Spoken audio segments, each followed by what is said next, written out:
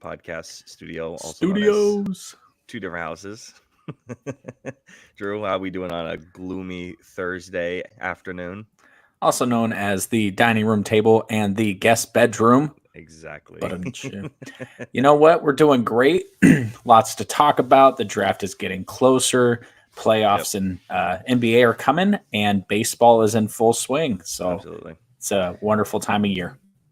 We are going to start off today with the NFL as we always do. Not that much to talk about outside of a huge trade that happened yesterday and then our mock draft 4.0. And then after we get done with the NFL stuff, we're going to move straight into the NBA stuff. Joel Embiid, Luca, NBA award conversations. And then we're going to talk about our first impressions from the opening week of the MLB. So starting off with the Stephon Diggs trade to the Texans, Drew, I feel like we talked about not to the Texans specifically, but we talked about Stephon Diggs being traded. I mean, a couple of times throughout, our 4 or 5 months of doing the podcast. Of he doesn't seem happy, he's not performing. You specifically talking about, oh well, I I think it means something when someone else's relative or sibling tweets out about him going somewhere else. And now it's happened. The Stephon Diggs going to the Texans. The Bills will receive a 2025 second round pick, which is Minnesota's second round pick, which they just recently acquired. And they will also send a 2024 sixth rounder and a 2025 fifth rounder to Houston, along with Diggs. Immediate first impressions when you saw the notification. Stephon Diggs to the Texans. What do we think? I'll be honest, I knew something was coming. Yeah.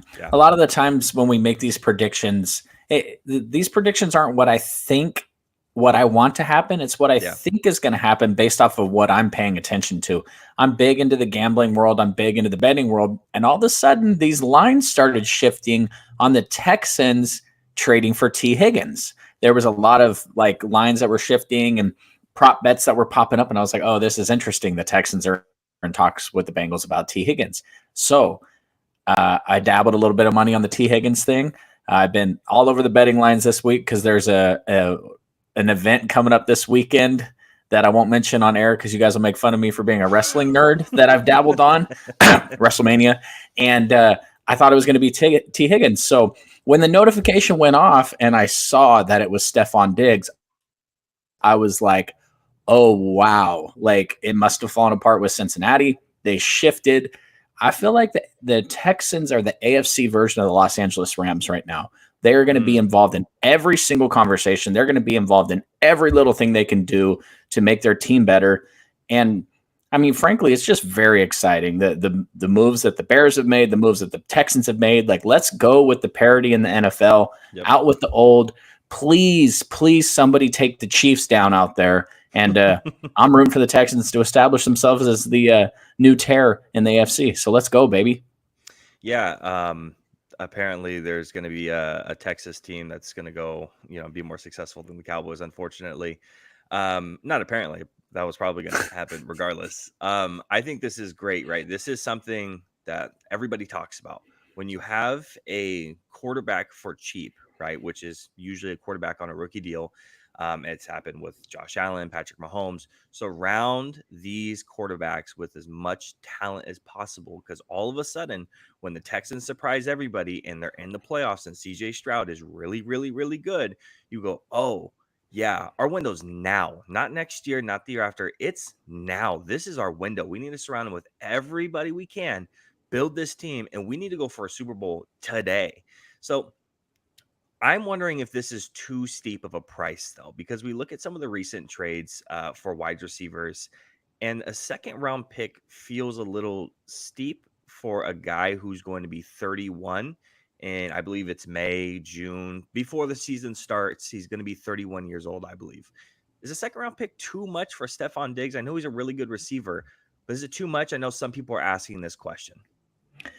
I don't know if it's too much. It's kind of glaring in the light of what L'Jarius Sneed just went for recently. Obviously, you got to trade for him and give him a contract. That's always the caveat when it comes to draft compensation. But I just think you're seeing in the last couple of years these NFL teams, they're starting to devalue the worth of their picks when it comes to getting known assets. The obviously, famously, that's why I brought them up earlier. The Rams started to do this with Jalen Ramsey, Matt Stafford, bringing in these guys that they could. Obviously, they won a Super Bowl off of it, and frankly, it instead of just the Texans saying, "Hey, we arrived a little early. This is awesome. Let's just kind of roll on from here." They're like, "Nope." Just like you said, it's time. Let's go. Rookie contract quarterback. He's balling out. Let's surround him with everything he can. What's the second round?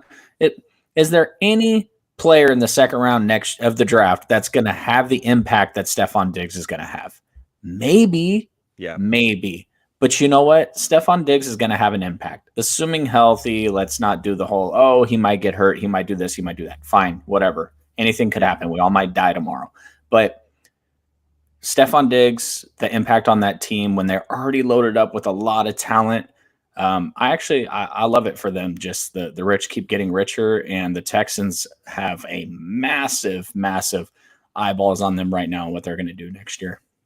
Yeah, so initially I was sitting on the side of no, it's really not too steep of a price because they have him locked up for contract for a couple more years. Not only is it okay, cool, we get him now, but we also get him a couple more years down the line of not having to drum up a contract for this guy where he's playing on it. But then I get the notification across my phone not that long ago that they're giving him an out after this year where he could potentially be a free agent. So that one kind of leaves me head scratching a little bit when you already have him locked up. So I got to look deeper into what the out actually is, if it's a team option or a player option, because I know before it was more of a team. The team controls them; they can let them go and cut them for relatively cheap. After next year, we're gonna have to see what happens with that. I don't think it's too steep of a price. We saw AJ Brown go for a first round pick. He was obviously a lot younger, but a second round pick for Diggs. It's the age old question: do you trade for a guy who is an aging wide receiver, or do you draft a guy like maybe a Brian Thomas Jr. or somebody in the second round like a Ladd or a Troy Franklin, something like that, and go with that? So that's kind of the question. Diggs trade pretty damn good for the Texans, and I'm excited to watch them as this plays out. What about the flip side though? Like, who's Josh Allen throwing the ball to now? They got Khalil, and that's cool. But unless you're going to Curtis draft, Samuel, I mean, that's it. you're drafting, AD Mitchell right there. Maybe Brian Thomas has been mocked to them a lot. We'll see where it shakes out here on the mock draft. But Yeah. oh boy, um, I I don't quite understand the direction they're going. Maybe they've just decided that him is a distraction and everything. It's just not worth it. Yeah.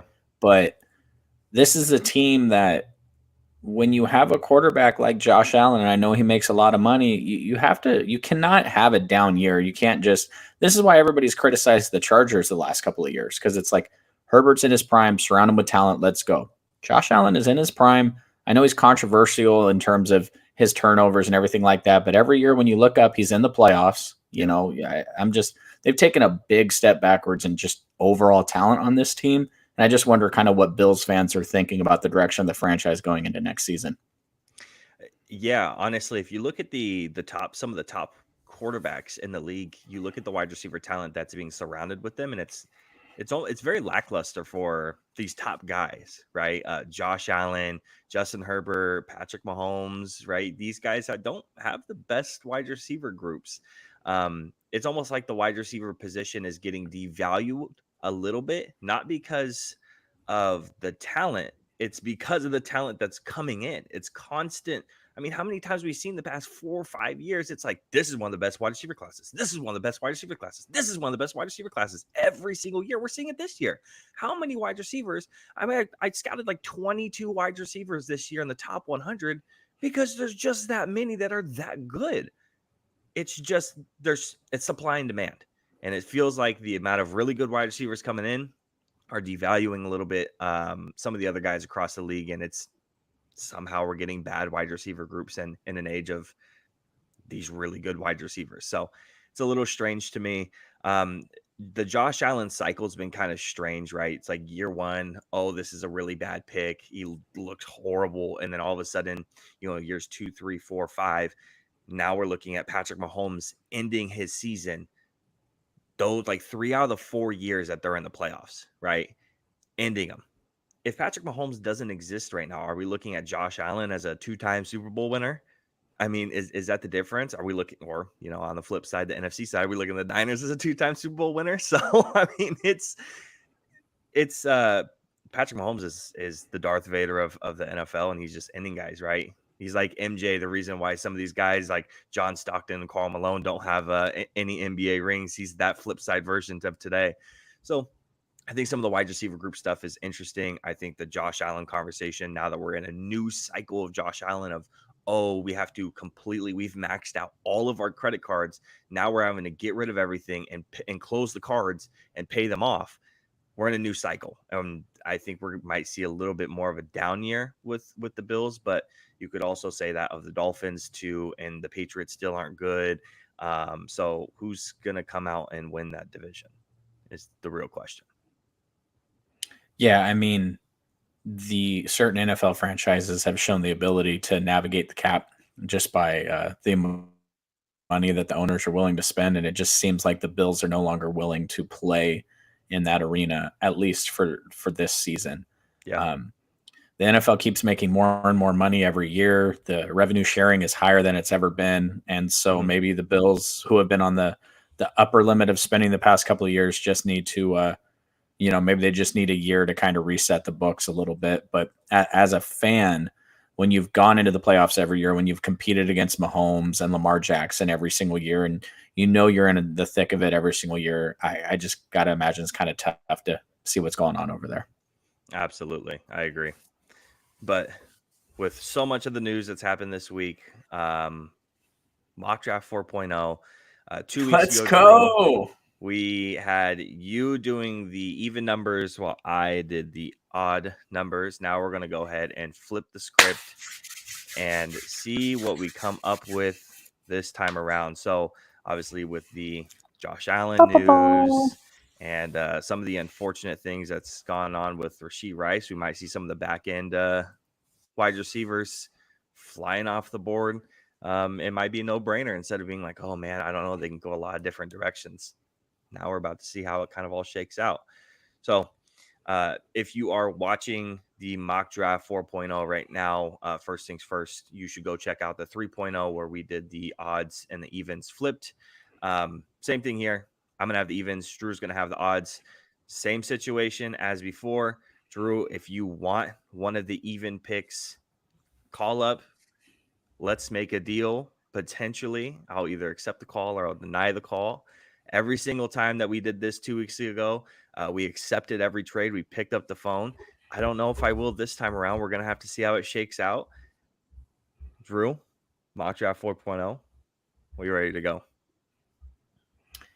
Yep. I'm going to take my full 5 minutes. Is that the first round? 5 minutes to make my decision here? Yeah. You are on the clock. Number 1 pick, Chicago Bears. What would it take?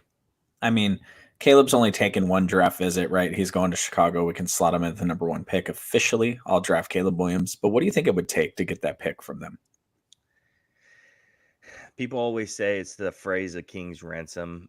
It would have to be the king's ransom from 3 different warring countries.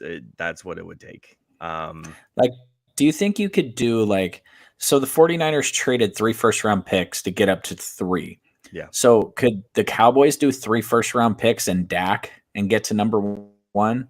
Would the Bears do that? I mean, that's probably the most available high-tier quarterback, right? Because they wouldn't do it for Tua, right? And I don't think anyone else would be on the block there. It just that draft, it just could you get him at this point? Yeah, I don't think you can, just because of the whole purpose of moving away from Justin Fields, not just because of the performance wise, but it's resetting the rookie contract, right? And then if you go trade for a guy like Dak, you're not resetting your rookie contract. You're 1 year away, 1 offseason away from having to sign the guy, so, and you're just putting yourself in the cap hell. And I know you have the cap space to maybe make some moves, but the whole point is get Caleb. Hopefully he works out and he's really good. And then now we can go ahead and constantly build around him for the next 4 years, and our Super Bowl window is open right now. But that all depends obviously on Caleb. So I don't even know if it's really possible. I know they say they're, everyone says, oh, well, the phone line's always open and we're listening to phone calls. And I don't know how true that is. They might be opening up the phone call, but they might just be pressing mute on one side and laughing, saying, I'm going to listen, but I ain't saying nothing. Even if you don't love Caleb, like let's just say through the draft process they fell in love with Drake May or Jaden Daniels, don't you just take them? Like you don't trade down to second or third. Just take your guy, a la Baker Mayfield from a couple years ago. I know there was a ton of smoke, and then all of a sudden Baker was the number one pick, and the betting odds exploded on draft day that Baker Mayfield was going to go first, and everyone's like, "What the hell? This isn't happening. No one's talked about this." And then he did. I don't foresee that here. So with my first pick, we're going to go ahead and take Caleb Williams. And with my first pick, which is the don't mess it up this time.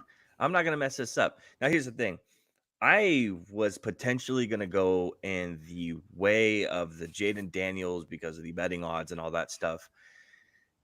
Now I'm going all the way back to the point where I'm drafting Drake May because there's too much smoke surrounding too many players. So when that happens, I'm going to go, okay, I'm going to go back to what originally was probably going to be. There's too much conversation with too many guys. I'm going back to Drake May, which I think is the far and away better prospect, more than Jaden Daniels. That's who they should be taking, but that's who we're going with here today. The Washington Commanders taking Mr. Drake May out of North Carolina. Now you're on the clock with the New England Patriots. Do you want to mess this one up? No. Okay. I don't think this is the way this is going to go. And I've said this since mock draft 1.0. I'll be able to celebrate myself or make fun of myself. Patriots are going quarterback here. I think they really wanted Drake May to fall to them, but instead they will go ahead and take Jaden Daniels.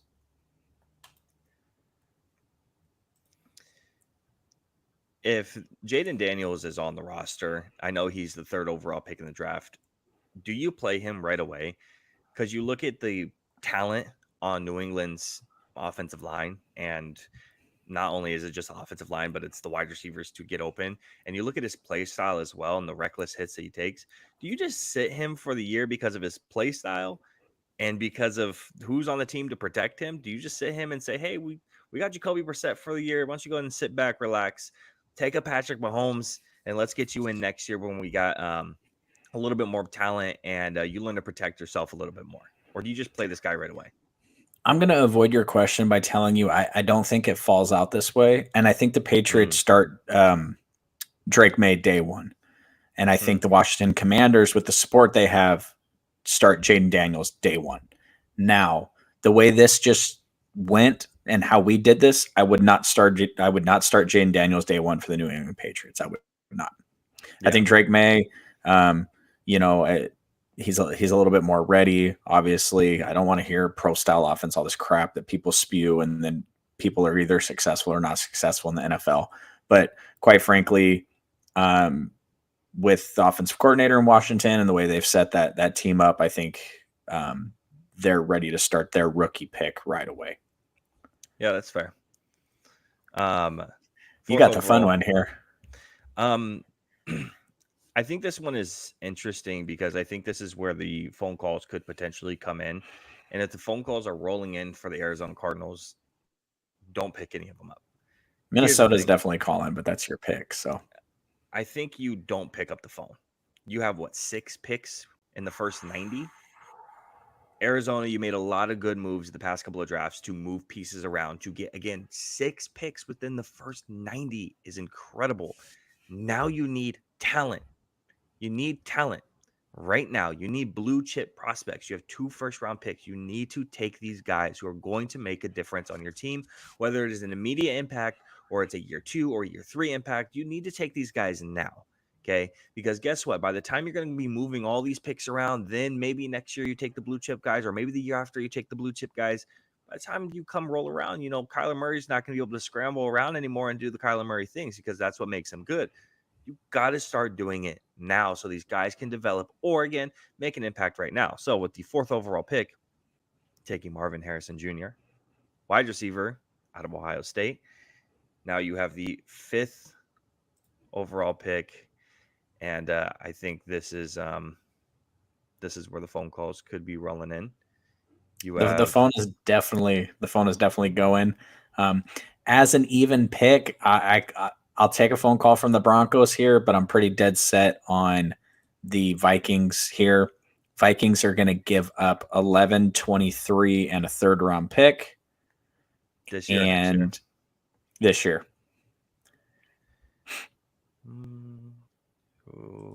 Oh, 8 is the closest we got to a third.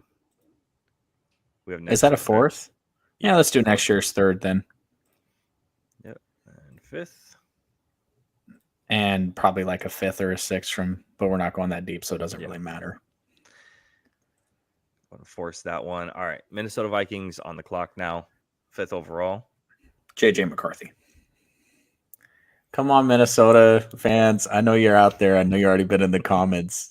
Come on, baby. This is don't make me.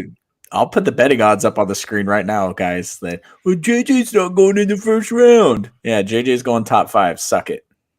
I think this is really interesting because I've seen mock drafts on both ends where it's, we trade up to third, we trade up to fifth, we trade up to fourth, whatever. It doesn't matter. The Minnesota Vikings trade up within the top 5 and they select JJ McCarthy. I've also seen mocks shake out where, JJ McCarthy ends up falling. And I'm like, well, I could see either one. Is JJ McCarthy getting the Will Levis treatment? I don't know.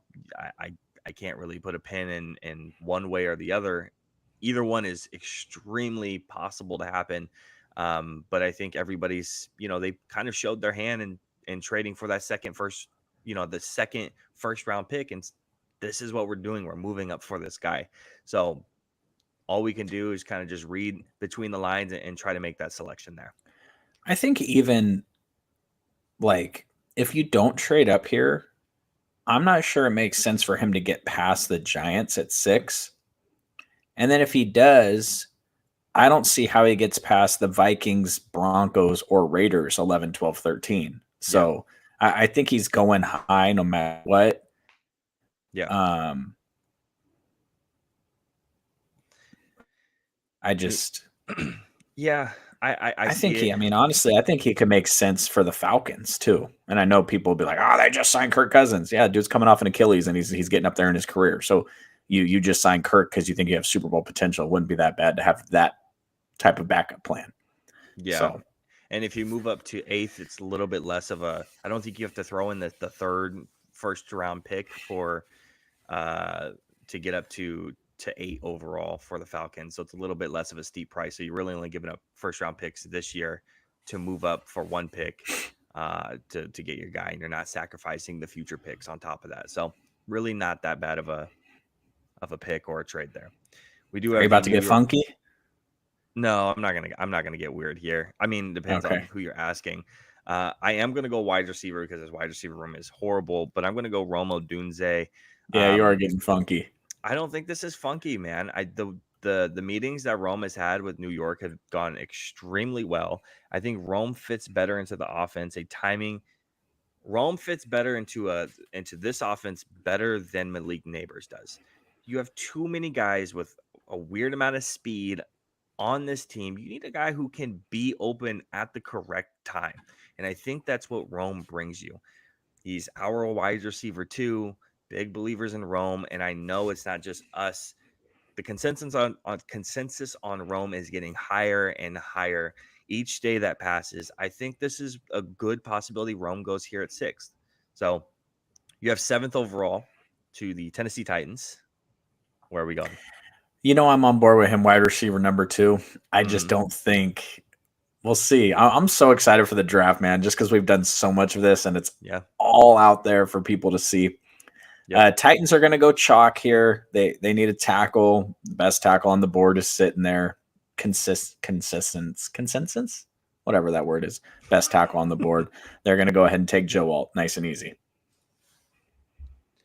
Yeah, and we've had this discussion about, what's the possibility of a wide receiver going in this position. I think it's still a high possibility. I think Joe Alt is definitely the favorite pick here, but I wouldn't rule out a Rome or Malik Neighbors or whoever's sitting there at 7th overall because yes, you do have DeAndre Hopkins and you signed Calvin Ridley, and you're hoping Treylon Burks works out as maybe a bigger slot guy.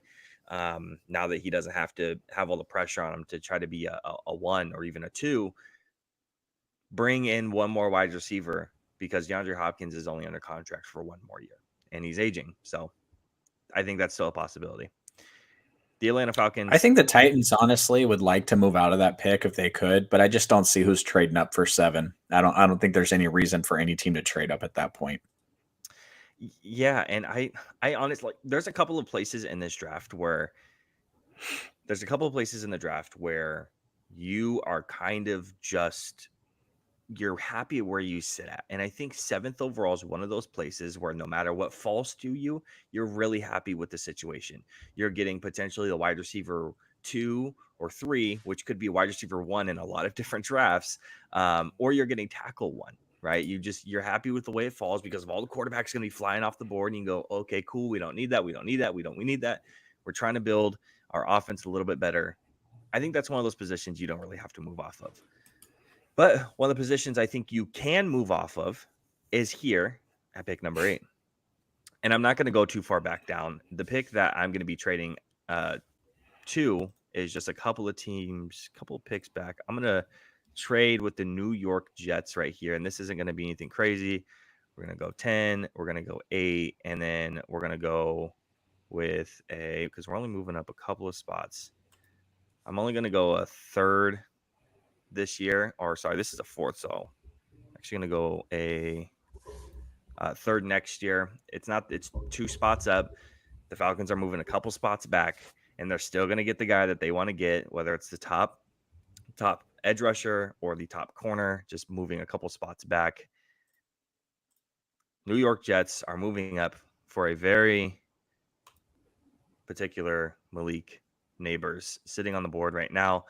I've had the conversation with you about the whole, the Jets are a right now situation. They're not trying to build for the future, particularly. One, Robert Saleh and the GM's jobs are on the line with this year. And Aaron Rodgers is aging. And you want to make sure your Super Bowl window is here and now. And drafting another weapon on the offense is going to give that to you, especially the way you built the offensive line in free agency. I think you're a little bit comfortable now trading up a couple of spots, taking Malik Nabers and running on. How do we feel about that?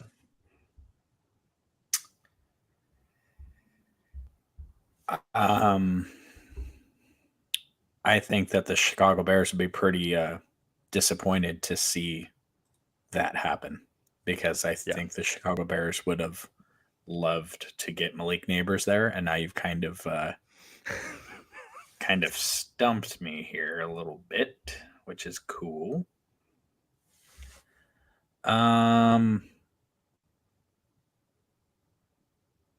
Boy, I wonder if they get out. They could, especially they're probably looking for one of those guys to fall, right? And I don't know if they really trade up for any of the guys, because I don't think Atlanta's moving back one spot. I don't think any of these other guys are moving back any. So unless they're going to go try to move up to pick 4 to go grab Marvin Harrison, that'd be funny. But besides that, I think the Bears are at a sit and wait and see how the draft kind of shakes out to see what falls to them. Yeah, you know what? Let's pair Caleb Williams up with they wanted Malik Nabers, didn't get him. Let's give him another threat and give him Brock Bowers. And some people are going to look at this funny and they're like, "Oh, they have Cole Kmet. It's fine." Yes, that's true, but how often are we running out 2 tight end personnel? Pretty damn often. And Brock Bowers isn't a guy like Cole Kmet where you're running him in a traditional tight end role. This is a guy that you're going to be setting on like tight end screens on the outside. This is a guy who's going to be an outside threat as well, not just an inside threat. He needs to go to a place that is going to use him and utilize him as a weapon, not just a tight end alone. So I think this is a good fit, and I think that Mr. Caleb Williams would be pretty happy with that. Now we have 10th overall. The Atlanta Falcons move back a couple of spots, and they're still going to get their edge rusher in Dallas Turner, going to the Atlanta Falcons out of Alabama. Defense was not very good last year. Even if the Bears take edge rusher, which is a possibility at 9, I think they're still comfortable with either taking a verse, or I also think they're comfortable taking a defensive tackle and Byron Murphy, Jazon Newton, or even you could take one of the corners. You kind of have your pick of the litter of what you want by just moving back a couple of spots, picking up an extra pick next year, or 2, or however the extra picks, essentially extra draft compensation, and then you still get to pick a player that just kind of falls to you. I'm glad you finally come around on the he's going to be a top 10 pick, top 15 pick, because I know you haven't been a big fan of him. It's not. It's if we were doing a what would we do draft, it would, that's to me. If that's a what I would do pick, I'm going verse a lot too. If I'm looking for just an edge rusher who's a mechanic, and I'm going Latu.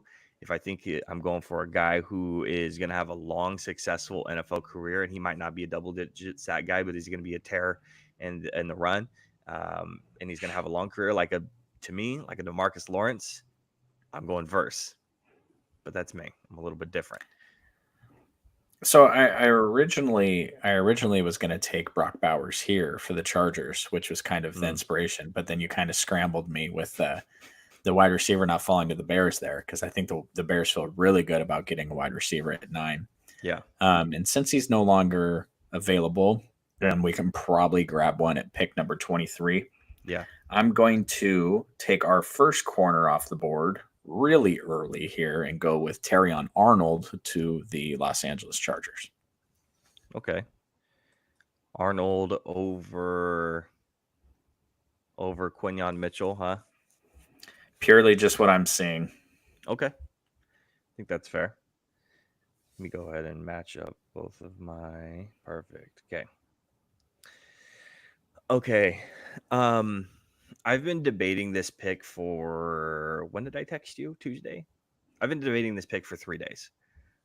I've hopped in a mock draft every single day, a couple times a day, and then I get to this pick and I don't know what to do with myself. And I go, you know what? I'll figure it out when I get there, and I swipe up and I leave it alone. Because this is a place that I can get weird in. I can either go an interior defensive lineman, but do I want to pick one at 12? It feels a little bit high and it feels a little bit rich. Do I want to get really weird and go with a quarterback? Do I want to go with a wide receiver? How much do they really need edge rusher or corner is really the question. So, and then the other thing is I'm having trouble trying to find a trade partner that would pick up far enough to go maybe grab an offensive tackle. So I'm having a hard time with this one. So what I've kind of decided to do, spur of the moment, is I am going to go quarterback. And I know it's really, really early for another quarterback to go off of the board. And I've seen it multiple times from multiple podcasts and news networks. I've seen it happen. Now the question is do I go Nix or Penix? You said to me a little while ago, Sean Payton is going to find his guy and draft him. And I am buying into it a little bit further and further, where he goes, I don't really care what the rest of the NFL does. I don't really care what the rest of the NFL thinks. I'm going to do what I want. And I think that he's going with a guy with a cannon of an arm who sits back in the pocket and is probably one of the better, if not the best pocket passer out of the top 5-6 guys. And I'm going to go Michael Penix there at 12 to the Denver Broncos. Again, I know it's early for a lot of people, and it's early for me as well. But that's where I'm going to go ahead and go. And I don't think it's that weird. I see it a lot. What would your second option be if you hadn't gone quarterback? Because I know who I think is going there. I can either go. I'm honestly would look for a trade partner to trade down out of. I don't know if it's a weird spot. We just talked about how a couple of places they really like the spots that they're sitting, right? Pick number 7 for the Titans because they could just wait and see what falls to them. The Atlanta Falcons kind of get a wait and see what falls to them. But a pick spot that I don't like is here at 12 to the Denver Broncos. So it's a weird spot. I think if they sit at 12, they take Latu. Oh, okay. They just bypass Verse. They just go straight to Latu. Yeah. Is that Raider, just what you're saying Raider, currently? that's just what I think. I mean, um, QB5 is, I think you can get Michael Penix or Bo Nix the second time around in the second round. And it's not that much talent to where you have to worry if you miss out. So, but we'll see. That's the great thing about the draft. Um, Las Vegas Raiders, they are going to go with Quinion Mitchell. They would have loved to get Arnold. Chargers jumped them, and so they're going to take Quinion. I think this might be the pick, even if Arnold's on the board. You know, I How do you guys let Nate Wiggins fall out of the first round? I don't know, because he weighs 170 pounds.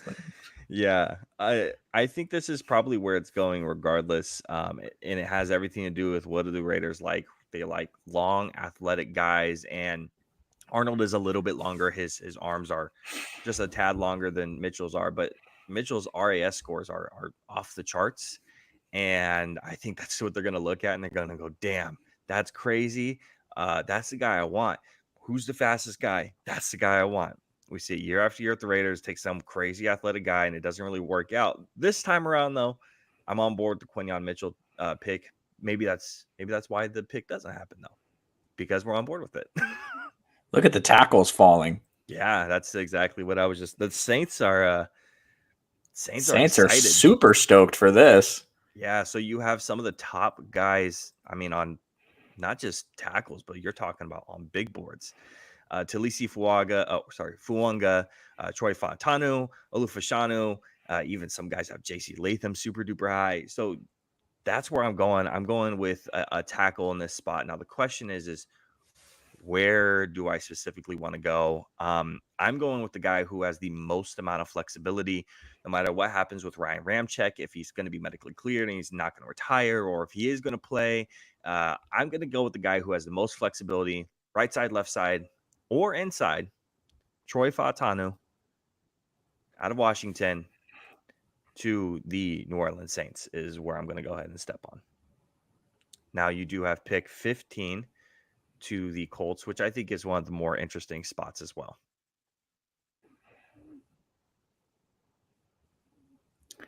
I'm just going to go chalk here. We're going to go corner. Okay. And this time I am not going to let him fall out of the first round. I've changed my mind on our boy Wiggins here. So okay, go ahead and slot Nate Wiggins in there. Here's the thing. They paid Kenny Moore. You got to get some help on the outside because slot corners are great, but if you're getting burned on the outside, then it doesn't do you any good. So I think they go corner here. I think they would have loved for Quinion or Terrion Arnold to fall to them. If he don't, I think they stick corner. There's enough. I think we could get 6 that go in the first round. So we'll go Nate Wiggins here, and the Sea Chickens are on the clock. Yeah, you have a lot of depth at that corner position. It's just like the wide receiver spots. The corner position is becoming more and more valuable, and you've got a lot of guys coming out that are really talented this year. Now, this is a spot here where I was kind of on board with the interior offensive lineman spots. Man, they would have loved for Troy Fautanu to fall here because they would have loved a guy who could play inside or outside. The thing is doing a little bit more research and listening a little bit more to what's going on. Seattle's GM, they do not pay and they do not value highly in the draft interior offensive linemen historically. So going with a guard or a center at this spot doesn't make a whole lot of sense. And I know that we have a lot of talent or a decent amount of talent on the edge rusher position, but I think that we can get a little bit deeper. And when you have Laiatu Latu and Jared Verse still sitting here, I think you're going to go with one of them. And I'm going to go with Laiatu Latu in this spot. So you could go Verse as well. It kind of depends on how your scheme fit is. You already have a guy who fits your scheme like Boye Mafe, and I think Laiatu Latu fits in any scheme. I think he's scheme transcendent. I think he could be 3-4 outside linebacker, 3-4 defensive end. I think 4-3 defensive end. I think he'd be well versed in many positions. I think that's where Seattle ends up taking him, though. Now you do have 17 to the Jacksonville Jaguars. Imagine the Bengals sitting here at 18 and seeing those two tackles still sitting there on the board, and they would just be freaking out like, oh, we'll take either one. We'll take either one. That's exactly what we need. Jacksonville currently are their most odds-on favorite to pick here at DraftKings is a corner. So we're going to stick there, and we're going to take my man Kool-Aid at 17, and they are going to beef up that defense there, the secondary. I know they signed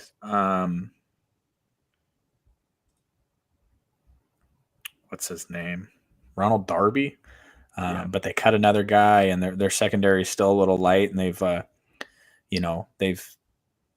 I don't know. Jacksonville Jaguars are interesting to me this year. The Texans are ascending. I think the Jaguars are falling right out of the playoffs and right into like maybe we need to trade Trevor Lawrence territory. So the implosion that they had last year when they looked really good, they were number 1 seed at one point. What was it, 6-7 games into the season, almost halfway into the season? They looked really, really good, and then all of a sudden they collapsed. And everybody talks about the Eagles collapsing, but nobody has a real conversation about the Jacksonville Jaguars having that all-time collapse last year too. Again, they were the 1 seed.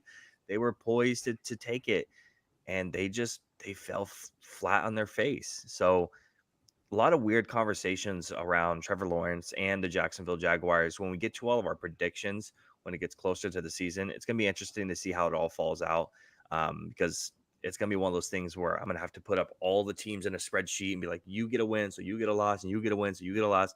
I'm curious to see how many wins the Jacksonville Jaguars are going to shake out to get, because it's probably not going to look great. Now, looking at the Cincinnati Bengals, just like Drew said, they're jumping for joy. They're super duper stoked. They're excited.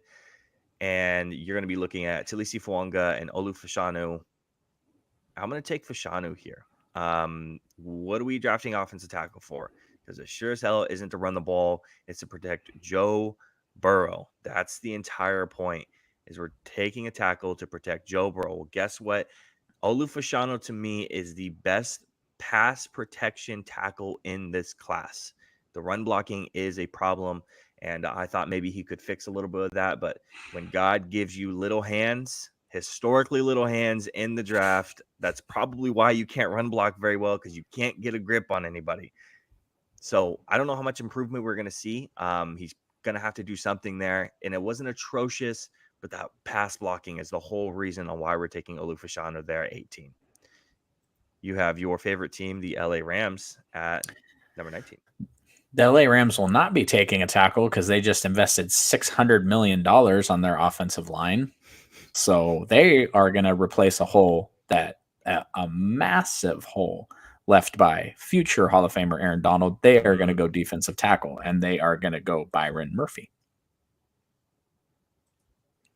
This conversation between Byron Murphy and Jer'Zhan Newton, the back and forth on who's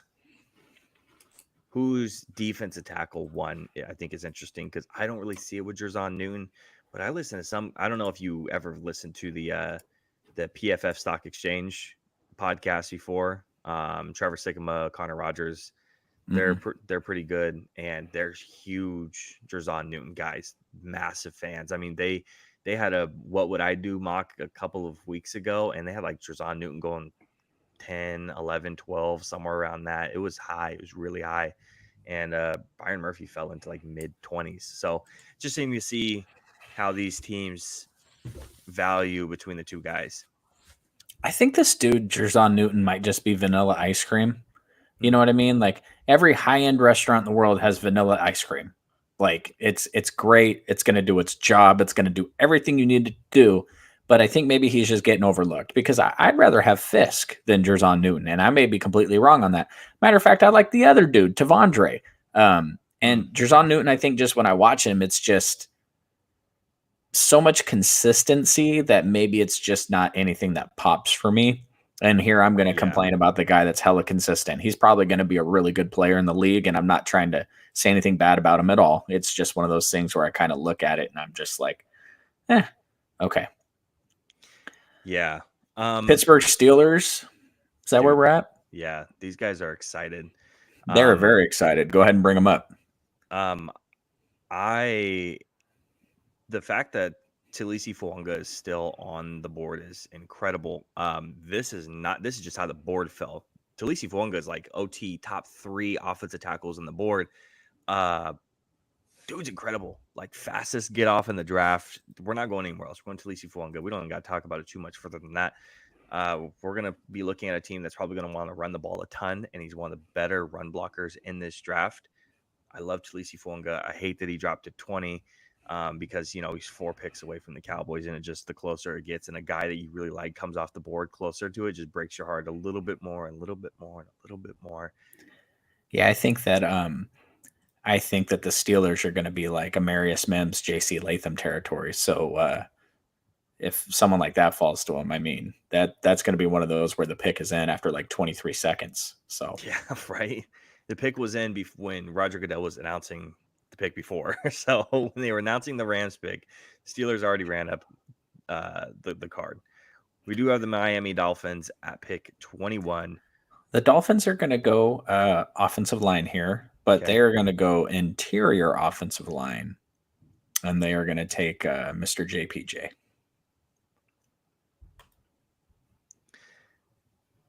It was hysterical to me to have the trade that we ended up having the last mock draft around where the Niners ended up getting picked 20. We had some tomfoolery with Brandon Ayuk going there, and they were like, why? I don't know if I think I sent it to you potentially, or maybe you saw it where the guy was freaking out about why would we trade for Brandon Ayuk when we can get a wide receiver in the second round or really good second round wide receiver pickers? Because there's nobody in the draft that's Brandon. I'm sorry. In the second round, there's not a guy in the draft that's Brandon Ayuk. I'm sorry. Brandon Ayuk is a top 10, 15 wide receiver in this league. And you're going to want to take a guy in the second? That's the whole reason why he's like, maybe I can get out of San Francisco, because he knows how good he is. San Francisco knows how good he is. And the rest of the league is like, if you take his touches and his targets and you just give him the same amount that CeeDee Lamb had last year, he's like all-time great territory for his season last year. It's just, but that's what happens when you have a team that has a million weapons, and that's kind of where you go. So yeah, that was pretty funny. I love the comment section. Dude, like, keep it coming. The comments was talking. We said, oh, well, we would take JPJ at 20. And so I got curious. First of all, there's Zach Frazier, Christian Mahogany can play center. You have Cedric Van Pran in the draft as well. So you have a lot of guys in the later rounds that can come in and start immediately. Interior offensive linemen, centers are not valued that highly. And you go back and you look historically in the past couple of years on how high these centers are coming off the board. And it's not that high. 20 is a really high pick for a center. Yep. So I've seen some people like take a look at 16 to the Seahawks. I mean, that's crazy high for a center. So I don't think some people realize that we're not talking about Jackson Powers Johnson as a generational center. Tyler Linderbaum I would have above JPJ coming out. Creed Humphrey I had coming ahead of him coming out. So there's a couple of these guys that got drafted lower than JPJ, and he's going a little bit higher. So everyone has to pump the brakes a little bit. Go look historically where these centers are coming off of the board and ask yourself, do I really need to take a guy this high? So, but pick 22 to the Philadelphia Eagles. Man, defensive back. And there's one guy sitting here that has a ton of versatility. And Cooper DeJean. Oh man, that would I think that would get my dad a little bit fired up to go 2 picks ahead of the Cowboys, and I think he'd be pissed. Obviously, my feelings, and I wouldn't be too upset with it. Obviously, I like DeJean quite a bit, but not enough to flip my lid and get a little. Can you scroll back upset. Up? Just so you know, the Eagles haven't taken a defensive back in the first round since 2002. Yeah, well, times are changing. All right, Chargers. Show me edge and show me wide receiver. Do we want to go with Jared Verse, or would we want to go with Brian Thomas Jr.? Yeah, this is a no-brainer Brian Thomas Jr. pick if Jared Verse isn't sitting here, right? Oh, yeah. I mean, that's why I said scroll back up. Did we miss Jared Verse? That's why I wanted to see it, because I had Brian Thomas Jr. slotted in here. They brought back Khalil Mack, they brought back Joey Bosa. Yes, They took a corner. They've focused a lot on let's get my man some help, and let's draft Brian Thomas Jr. absolutely. I'm tired of Justin Herbert not having any help at this point. Get him something, Now it's Jared versus a Cowboy. dude. This is to me. I really like Jared Verse again. This is a It's like a Jalen Carter thing, right? Like, wait a minute. So just some background. A couple of years ago, I had Jermaine Johnson ranked very highly as an edge rusher, and I really liked him. And we got down to that mid 20 point, and he's sitting there, and we didn't take him. And I really wanted him, but he fell and fell and fell and fell. And Jermaine Johnson was a guy who was supposed to go in the teens, and all of a sudden we're in the mid 20s, and he's still, or in the late 20s, and he's still sitting there. And I don't know if they're gonna go Verse. I think Verse is oh man, I really like Verse, but the problem is we need help on that offensive line. I don't believe in the guys that we have. So for me, I want to go with Amarius Mims over JC Latham. Yes, I know. I do like JC Latham. I do quite a bit, but I have just a tick lower than Amarius Mims. JC Latham is closer to a guard for me. I think JC Latham is a guy who is only a right tackle. And if Terrence Steele, goddamn Terrence Steele, if he can turn it around next year and play fine, I'm comfortable with it. But I don't want to play I'm going to play JC Latham at the left guard. So Tyler Smith kicks out to the left tackle. Tyler Smith was like an all-pro caliber left guard. Keep him there and let's get Amarius Mims and move him over the left-hand side. Guy with a ton of athletic prowess, not a lot of snaps. Hopefully we can develop him to be something great. You have Green Bay on the clock currently at pick 25. Super interesting pick here for Green Bay because they don't have a ton of holes on the roster. And if the board had fell differently, I think that I would just be going interior offensive line and taking Graham Barton. But because he's sitting there, the Packers are going to take Jared Verse and lock themselves up a future star at a late first round pick, and they're going to love that he fell to them. I absolutely agree.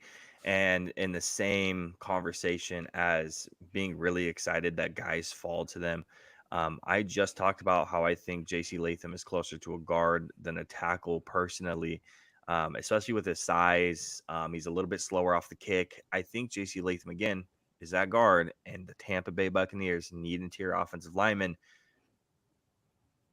And that's where I'm going to go. JC Latham, tackle / guard out of Alabama.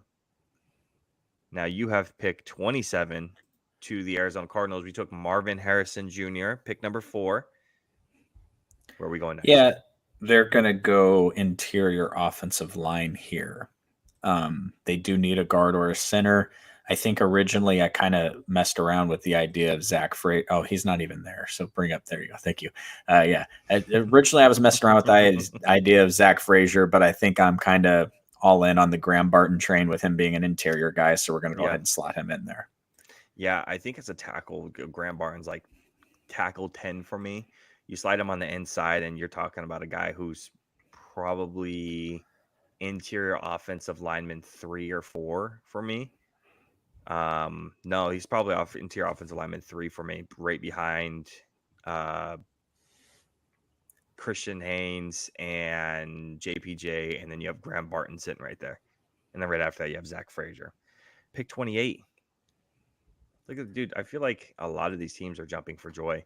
And if the Buffalo Bills have AD Mitchell staring them in the face, you got to run that in, dude. I mean, AD is one of my favorite players in the draft. And the more stories I hear about AD coming out, I have to go back and look at the film to see some of these stories that I'm hearing. And I don't know if you saw, there's some film out there. I forgot who he was playing, but he ends up running a route.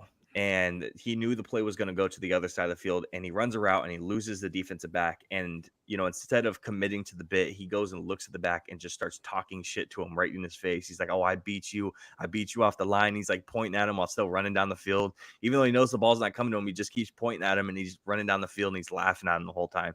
AD Mitchell is a superstar in the making in my eyes. And I think the Bills are going to be really excited to have a guy like that after losing Stephon Diggs.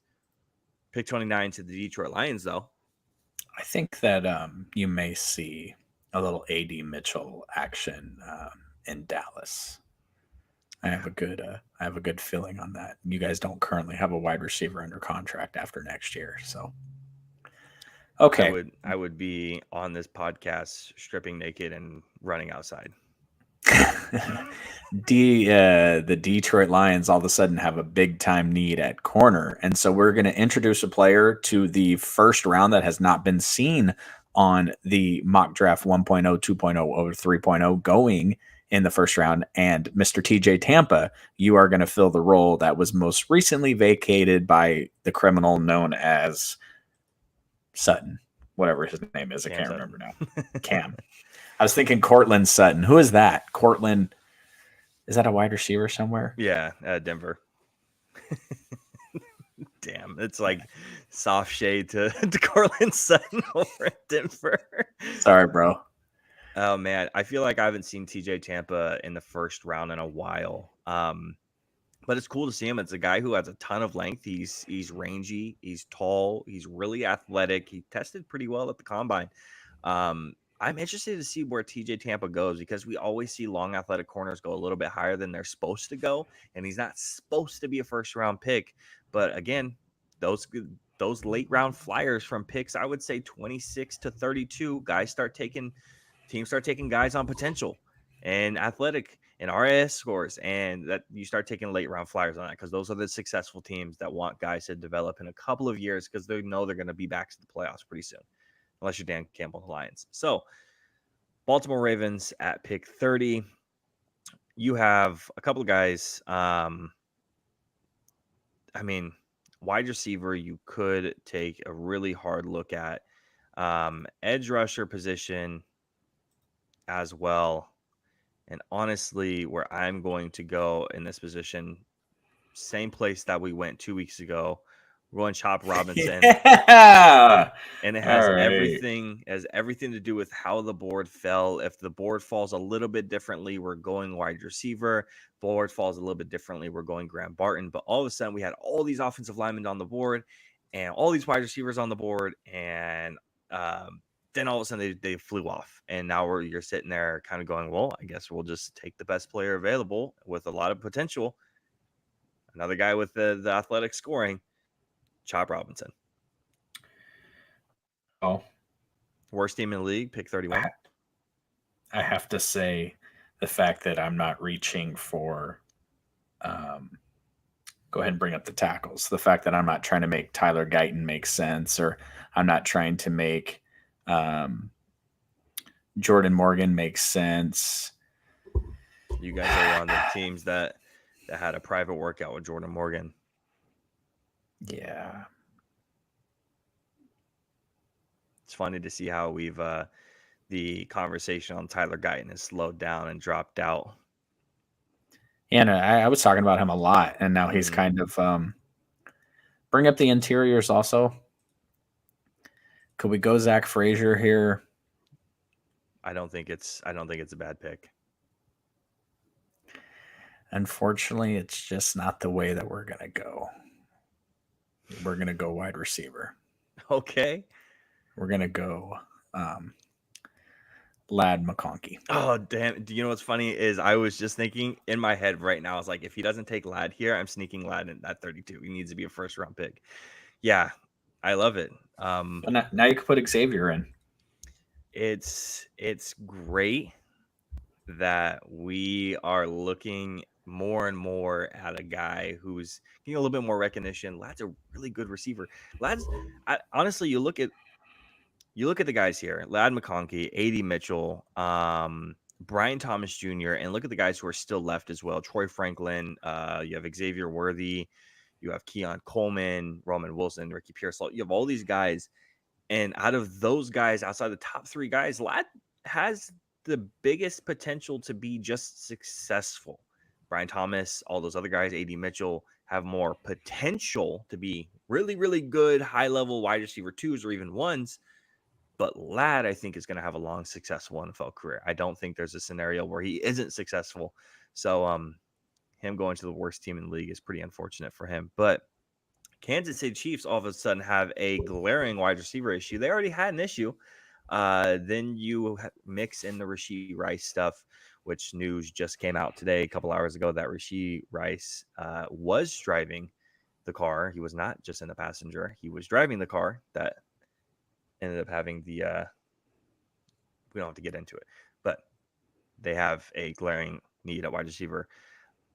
And I think where I want to go is I want to go Keon Coleman here. He's fallen a bit, hasn't he? A little bit. Now, I may have gone a different direction, like a Troy Franklin. That's interesting. I've never seen this one. Huh. Alrighty. I guess What do we they're trying to get? Do we get a grade? No, I think that's what they're trying to fix is us not getting a grade. I don't know what the deal is of not getting a grade when you do a full first round mock, but I've never gotten one. So the reason why I'm going Keon Coleman here over a guy with speed is because of the Marquise Brown trade, obviously. And I think you want to have the ability to throw it up to a guy, right? You have Travis Kelce. Like, he's getting a little bit older. Travis Kelce is a guy who doesn't even run routes at this point. It's, hey, Travis, go get open. And so you have your short and intermediate field covered. You have your long XZ receiver covered with Marquise Brown. And now you have a guy you can really toss it up to for those 50-50 jump balls because Marquise Brown is not that guy. But Keon Coleman definitely is. So that's my reasoning going into pick 32. All right, Drew, any final thoughts before we move on to our NBA segment? I mean, it's wild as hell that you took Michael Penix at 12, but I don't think it's that crazy, dude. That's all I got. I think that some really good players are going to fall, and I think there's going to be a lot of very excited teams in those teens, and there's just so many, like,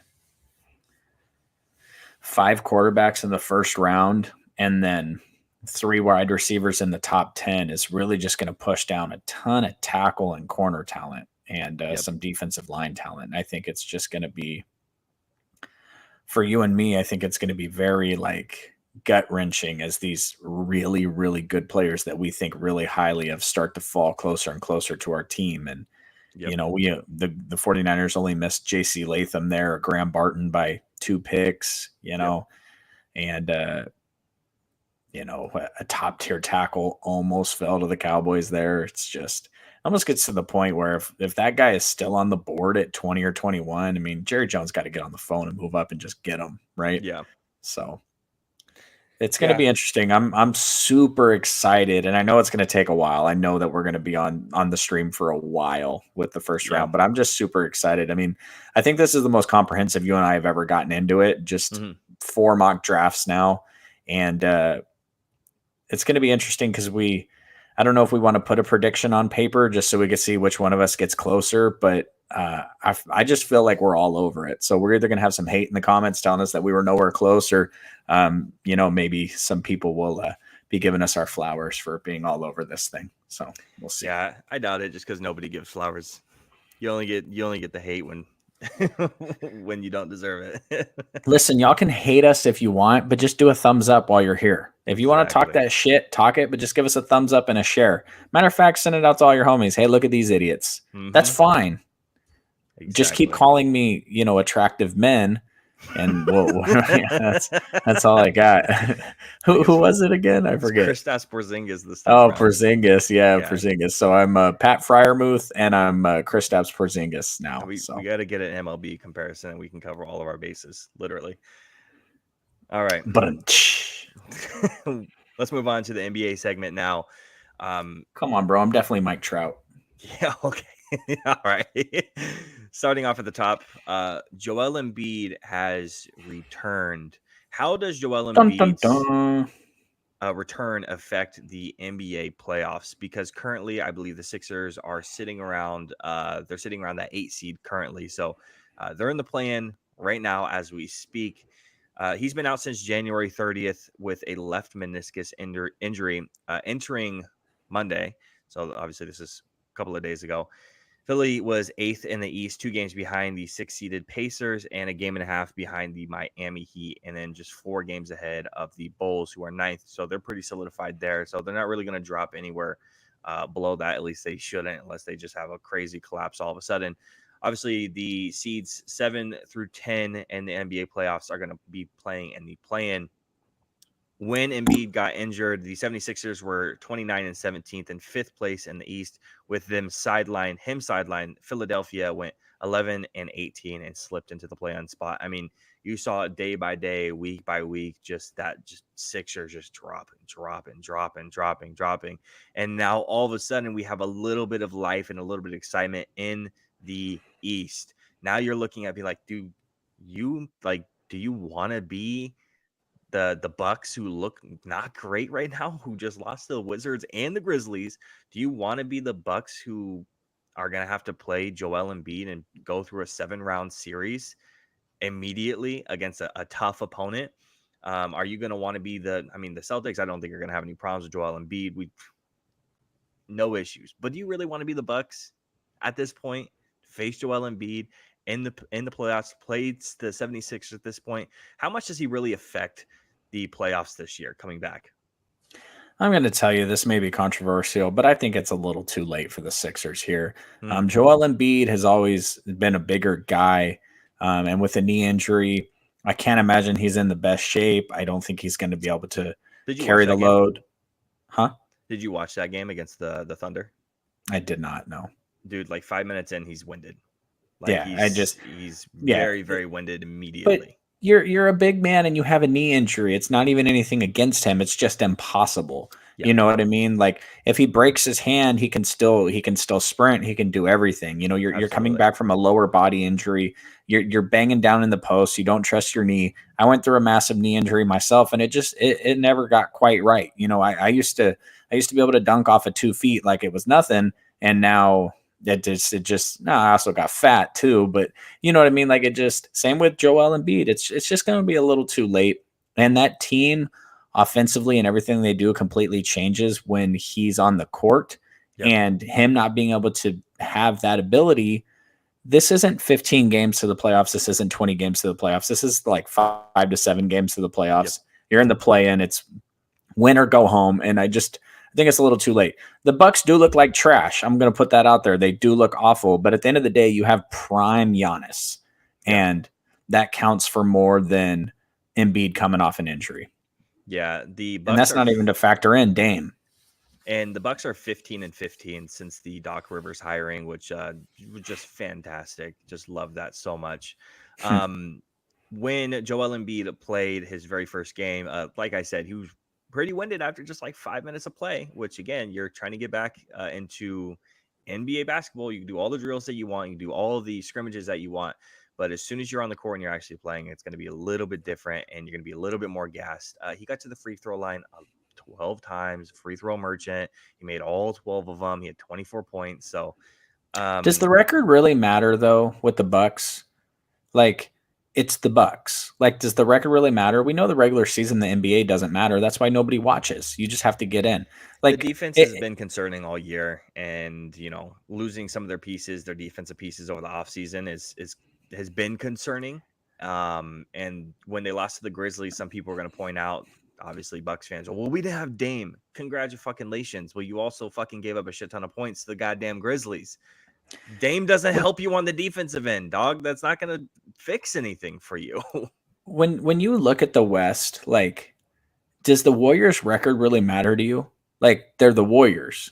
You know what I mean? Like, it's still Kevin Durant on the Suns. You know, like, if you're betting on it, when you're looking at this young team like the Oklahoma City Thunder, who've never been there before, the Minnesota Timberwolves have never been there before, potentially being, you know, matched up with the Warriors, matched up with the Lakers, matched up with the Suns. You know, like even the Kings last year were far and away, in my opinion, come after me, Warriors fans, the better team. It took a 50-point outburst from Steph in Game 7, and our two best players had broken hands. Like, it's just, Fox had a broken hand, Sabonis had his thumb thing. It's just, to me, I don't think the regular season matters much in the NBA.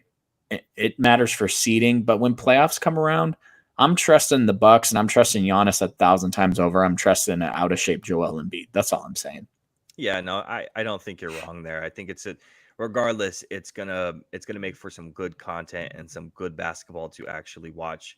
I'm excited for it. I'm excited to see how it all shakes out. Again, I want life in the East. As much as I would love Boston just to run through everyone, I want on one hand, I want my cake and eat it too. Okay. I want Boston to run through everyone, but I also want something entertaining on the other side. I want to be able to watch my games, go, okay, cool, sweep whoever the fuck we got, and then let's go ahead and move on and see what the other games are actually in store for. So, and it's I've actually been we get this, and then we get news that Julius Randle is going to be done for the season because of a surgery. So I've been saying this a lot to people. Like, it stresses me out that the Kings are in the playoffs because I used to love playoff basketball. Now I have to stress about the damn Kings and if they're going to win or not. And it's irritating to me because I just want to enjoy NBA basketball, especially the Western Conference. Now, I'm going to go on record here on the podcast. I'm going to let you know when it comes to the NBA Finals, Boston's going to be sitting there unscathed. Unless Tatum breaks his leg and Jaylen Brown blows out his ACL and all sorts of other terrible things happen, Boston's going to be there in the finals. And I think Denver's going to be there in the finals, to be honest with you. But I'm just super excited. The parity in the West is really good right now. I think the West is going to be a bloodbath. And I think that the Boston Celtics are going to skip their way to the NBA Finals. Matter of fact, I don't even see Boston getting a game 6 until they get to the finals. Yeah. And I would agree with that, obviously. Let's go ahead and talk about a team that I do not like at all. Even I'd say at this point right now in time, more than the 76ers, just because of how much they've irritated me. The Mavericks absolutely ruining the shot for the Houston Rockets to get in, not only with going on this massive winning streak and then beating them and ending their winning streak, but also then losing to the Warriors the other night. So then it boosts the Warriors up just a little bit further against the Rockets. Like, man, really just fucked up that whole season for Houston. Man, I would not be happy if I was a Houston fan. But the Mavericks won 7 straight before losing to the Warriors. They've won their last 11 out of the last 13 games, moving up to the 5th seed in the Western Conference. Luke has been on fire, right? Averaging 31.3 points, 10.4 rebounds, and 9.3 assists during their streak. The Mavs have been one of the most dominant NBA teams since the since the trade deadline, going 16-7 up to this point. They're moving out of the play-in and just 2 games back from the Clippers in the 4th seed. So all of a sudden we look at Mavs in the play-in, and all of a sudden now they might have home court advantage in that first round. And depending on who wins, obviously, and moving down the line in the playoffs. Now, super duper frustrating that point. But with this winning streak, does this put Luka into a real MVP conversation? Because I think the award's just been handed off to Nikola Jokic at this point. We're going to have an NBA awards conversation and what I actually think and what you actually think. But are we actually going to have a real conversation about it? Or is this like, okay, yeah, I get it. Because the whole conversation before was, well, that's great that Luka puts up the numbers. I don't really give a shit. They're the 10 seed. They're the 9 seed. They're the 8 seed. They're not winning enough games to put him into that conversation. Now with the potential of them getting into the 4th seed, now can we have a conversation? Or is it still like, hey, man, it's just a little bit too late. The narrative's not there anymore. No, I think it's definitely on its way. Kyrie's been really good, but defensively, that team, they're one of the top defensive teams coming out of the All-Star break. The Kings just played them back-to-back, lost both games, which kind of catapulted the Kings into the play-in that they're trying to climb themselves out of. And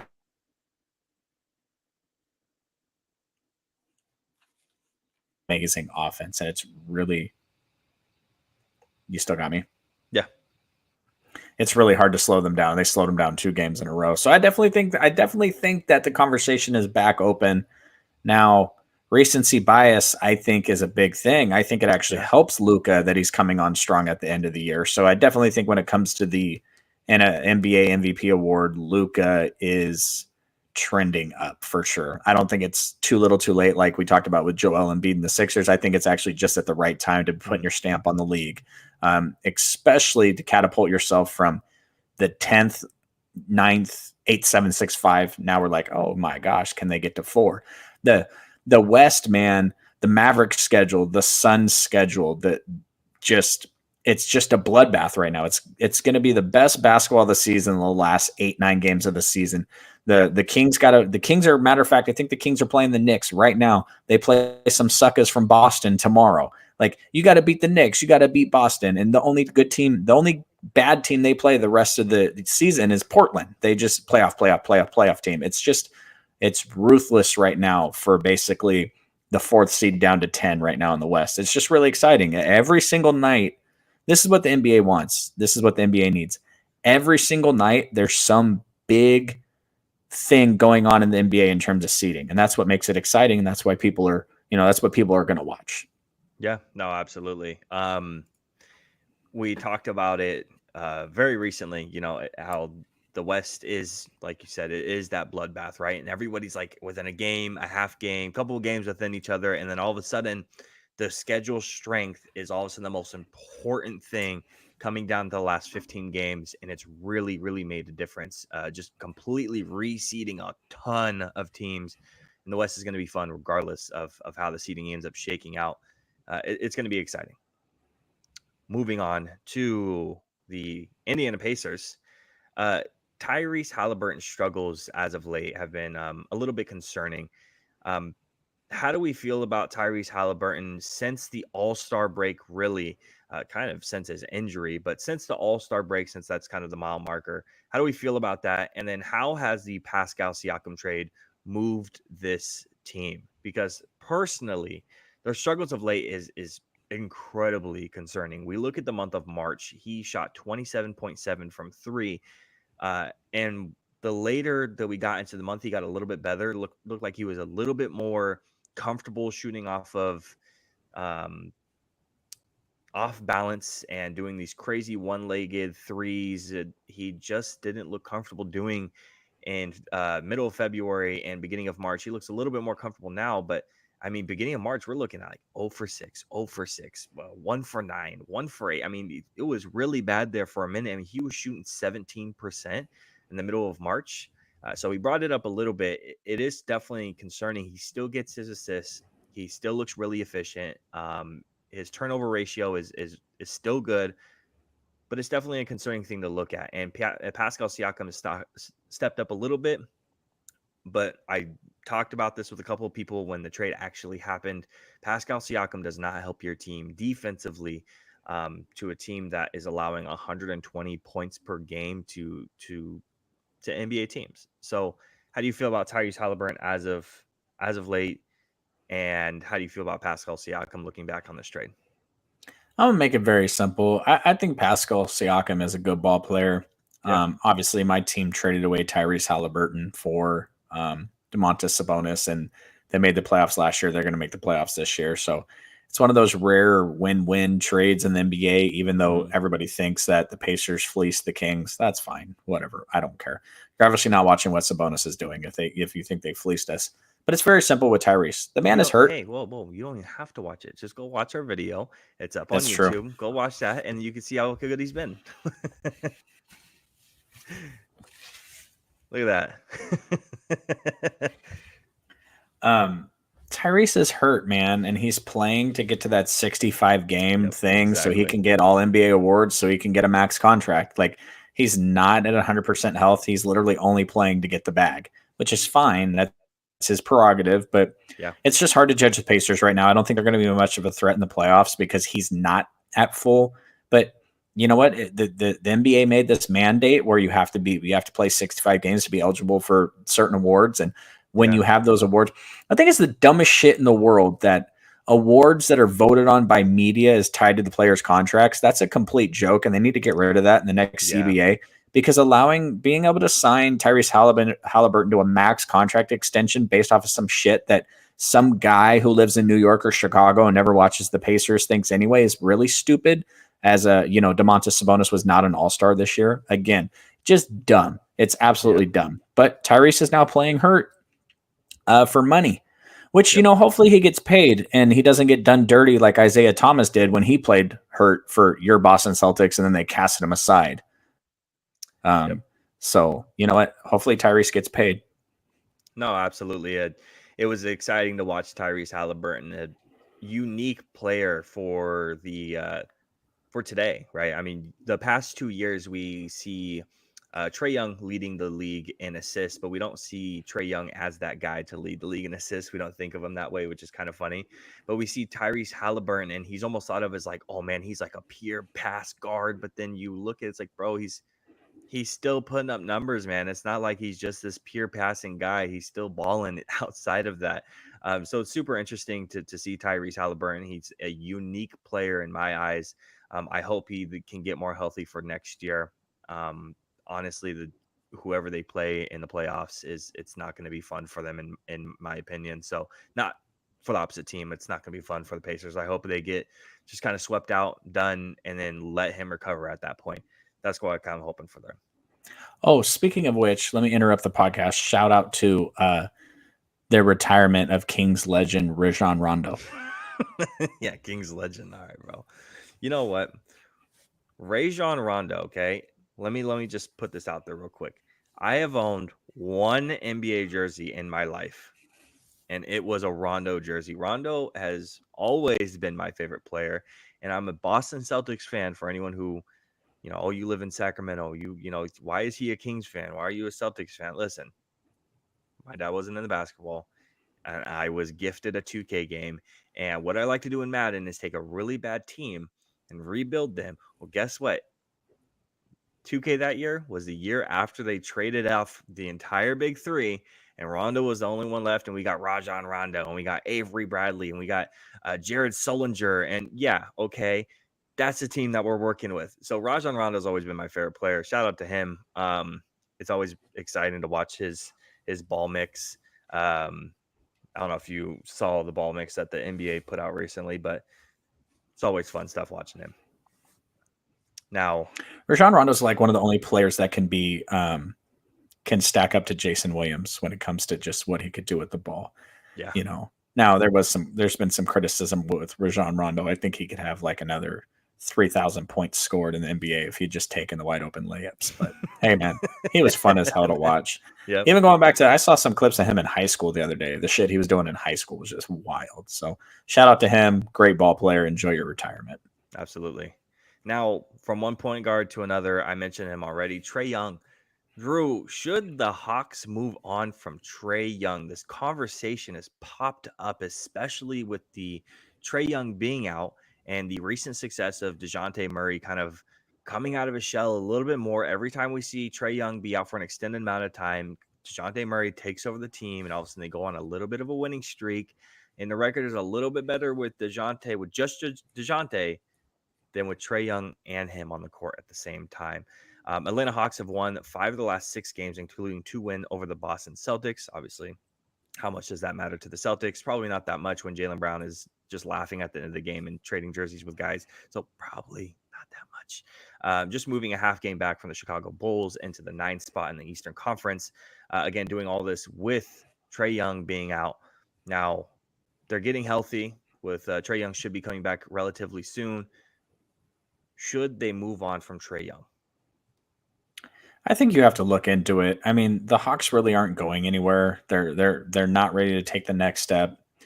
They're a small market team, kind of like the Kings, and you kind of have to trade away big pieces to bring in other pieces. And like we already mentioned, the Kings traded away Tyrese Halliburton and brought in Domantas Sabonis, and it's breathed fresh life into them. There was questions on if De'Aaron Fox and Tyrese could coexist, and so they just eliminated it. Fact of the matter is the Pacers didn't want De'Aaron or his contract at the time, and trading for Domantas Sabonis has catapulted De'Aaron Fox into NBA All-Team recognition. The same can happen for the Atlanta Hawks. You can trade away Trae Young. You can bring back a different type of player that pairs up with Murray excellently. And they don't have to move on from Trae, but he was polarizing with the 3-point shooting and the 10 feet behind the line stuff when he came into the league. But realistically, we're looking for winning basketball players. Yeah. And I'm not sure if that's what takes you to the next level. So I think they should look into it because you never know what you can bring back. Yeah. I mean, so the conversation that some people have had is, can you get the same return that you traded for DeJounte Murray about trading him away? And the answer is probably not, right? You don't see that very often where you trade for a player, you trade a lot of assets and some draft capital, and then you get the same return back. It just does not happen. But you can with Trae Young. I think you absolutely can. A guy who's averaging 26.4 points per game, 10.8 assists, so a ton of assists, and 1.4 steals per game while shooting 37.1 from deep, which is his second career highest, which is something I wanted to see this year, especially at the beginning of the season.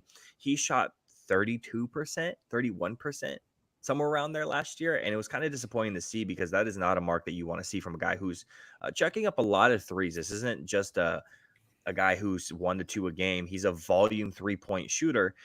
And you don't want to see a 30, 31, percent out of this guy. 37 is the mark that you want to hit. 38 is his high.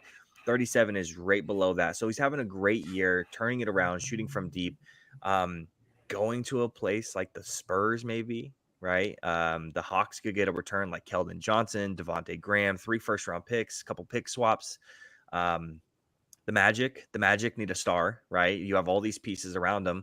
Maybe you trade a couple of those pieces away. Gary Harris, Jonathan Isaac, Cole Anthony, a couple of first-round picks, and now you have a star on the team along with the pieces that you already have in play with Paolo Banchero and what's his name? Oh, I always forget. They got a big man, a couple of big men over there as well. So they're a couple of talented young teams that are looking to get a star and that could afford maybe to trade away. The Spurs, maybe not so much, but the Magic, they're there.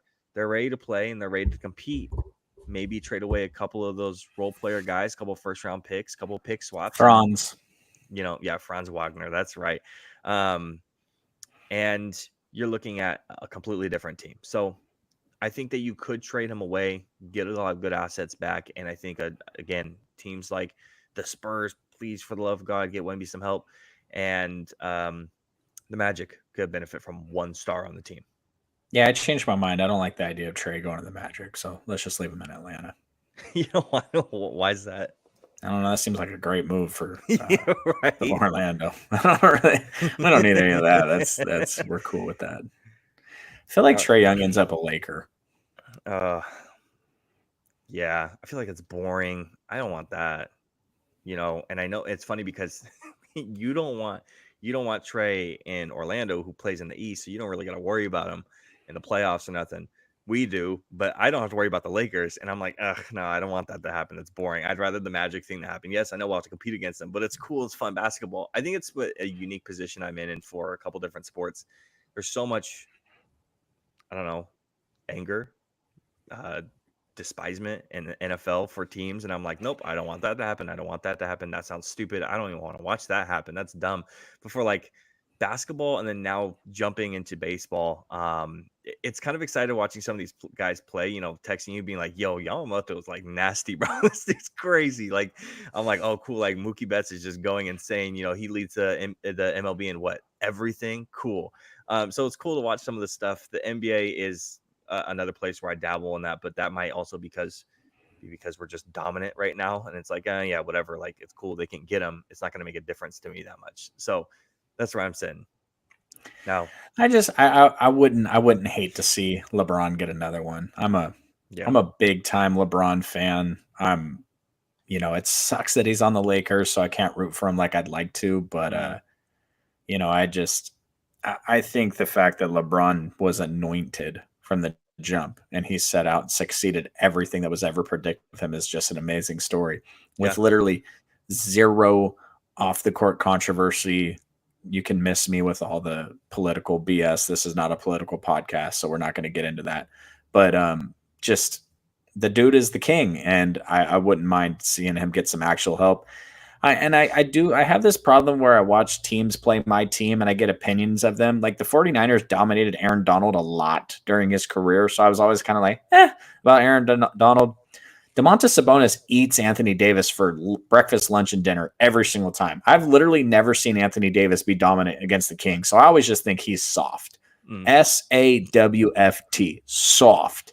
So getting somebody in there that could help LeBron like Trae Young or something like that is exciting to me, as opposed to, I know Anthony Davis is a baller. I've seen the stats. I get it. Don't come after me, Anthony Davis fans. He's awesome. But it's just one of those things. So, yeah, I mean, Atlanta should probably move on. I think it's time. Moving on to the last NBA segment, we have the NBA awards. Most people who are eligible for the awards: MVP, Rookie of the Year, Sixth Man of the Year, Defensive Player of the Year, Most Improved Player. They've already hit that 65 game mark, so we can go ahead and start anointing guys currently. So starting off with the award that everybody loves, the MVP. Who's it go to? Shy. Wow. Okay. Make the argument. I mean, his team is a top 3 team in the NBA. He's career high in things, not just like points. He's career high in field goal percentage. He's career high in free throws attempted. He's career high in basically everything. He's having the best season of his career. His team is having the best season in the history of its team. You might have to fact check me on that, going back to the old school days with the beard and all that stuff. But they're the next level. They're really good on defense. They're really good on offense. They're younger than the North Carolina college team. Their starting lineup is younger than them.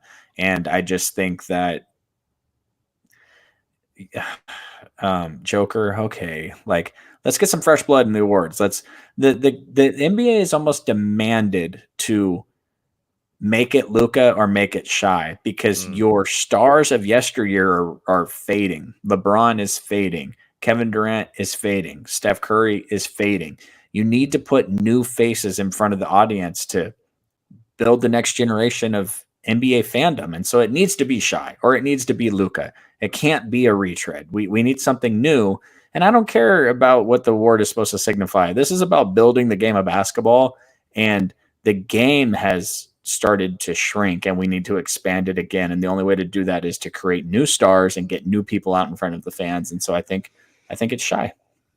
Yeah. I'm just gonna go chalk and I'm just gonna say Jokic. I put in a couple of things here because I wasn't sure where, just for complete transparency, for a lot of the stuff that we go over, that Drew and I go over, we don't share a ton of opinions if we know we're going to go over in the podcast that week. So if we have a mock draft that's going to come out today, and we know we're doing mock draft 4.0 by Monday or Tuesday, we're not sending each other mock drafts on what we would do so we can prepare for it. We're just kind of go on the fly. So same thing with these awards. I wasn't sure what we were going to prepare for. So I did put down SGA stuff and I did put down Luka stuff as well. For the SGA stuff, I think the argument against Jokic for SGA over Jokic is probably based a lot upon the 4 more points per game that he scores. Obviously, he gets the 2.1 assists per game. Yeah. So looking at stats, stacking up, Jokic is at 26.4, while SGA is at 30.3, 12.3 rebounds for Jokic, while 5.5 for SGA, 9 assists for Jokic, while SGA is at 6.3, and 2.1 assists to Jokic's 1.3, and then they both average 0.9 blocks. So that 4 points a game is definitely going to make a difference. But when you look at the field goals per game that they get, so 19.9 field goals per attempt, attempted per night is what SGA does. That's 2 more than Jokic. It does make a difference. But the thing is also that defensively, SGA, whether he's on the court or not, the Thunder are a top 4 defense in the league. If Jokic is on the floor, the Nuggets are a top 4 defense. If he's off the floor, they're a top 11 defense. So it makes a difference whether he is on the floor or not. So I get that 2.1 assists is more than Jokic is. I know they average the same amount of blocks, but defensively looking at the team, Jokic makes a difference more than SGA does. And I do like new life and new blood into it. I think that last year is probably Jokic's award. This year should have been probably Joel Embiid's award if he doesn't get hurt. And then maybe we're looking at this a little bit differently. As much as I don't like Joel Embiid, as much as I don't think he should have won MVP last year, he probably should have gotten it this year if he stays healthy. So in my mind, Jokic is the MVP with the team success, with him, the differences of how successful that team is on and off the court. I think it's too much of a difference. Though, bro?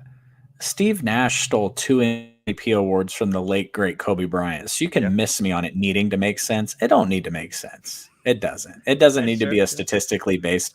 The Nuggets have been there. Joker has been there, done that, etc., etc. What OKC is doing this year is freaking amazing, and let's reward them for it. Yeah, no, absolutely. I can get with that, and I think that we're going to be looking at very, very, very, very soon. An Ant MVP in the next 2-3 years is something that we're going to be looking at too. So another top team in the league, another top young team in the West. I think we're looking at an Anthony Edwards MVP season coming and loading. And full disclosure on this, he already mentioned it, but I texted Jacob earlier this week and said, "Hey, let's do an NBA awards segment." He's like, "Okay," and that's the only discussions we had on it. The current top 5 favorites for all NBA are Luka, Joker, Shy, Ant, and I think Tatum. Mm-hmm. So if you're top 5 all NBA, first team all NBA, you're in the MVP conversation. So I'm 1000% with you on Ant, man. Anthony is just nasty. Whew, next level. So yeah, I remember you and I talking about the Timberwolves a little bit at the beginning of the season. I remember how they looked really good defensively, and I was like, yeah, we'll see. They play us really, really soon, and they ended up playing us. And I still remember Ant had 5 fouls with there was still 8 minutes left in the fourth quarter, and then we went into overtime. Didn't foul again, but took over the game and ended up winning the game for the Timberwolves. And I'm like, dude, they're legit. They are here. And obviously they kept that up from the beginning to the end now, even with Cat being out. He stepped up in a big way with him exiting. Looking at Rookie of the Year, we want to make this simple and move on. Wemby. Yeah. Wemby. I think that there was a big discussion for Chet at the beginning of the season. I was more of a Chet guy. Again, the very beginning of the season, I'm like, hey, you predicted Chet. Yeah, I was like, you look at Chet and you look at the stuff that you see him defensively and what he's doing, and he's more efficient. And then Wemby just kept it up, and then he turned it on more and more, and he's getting better and better and better and better.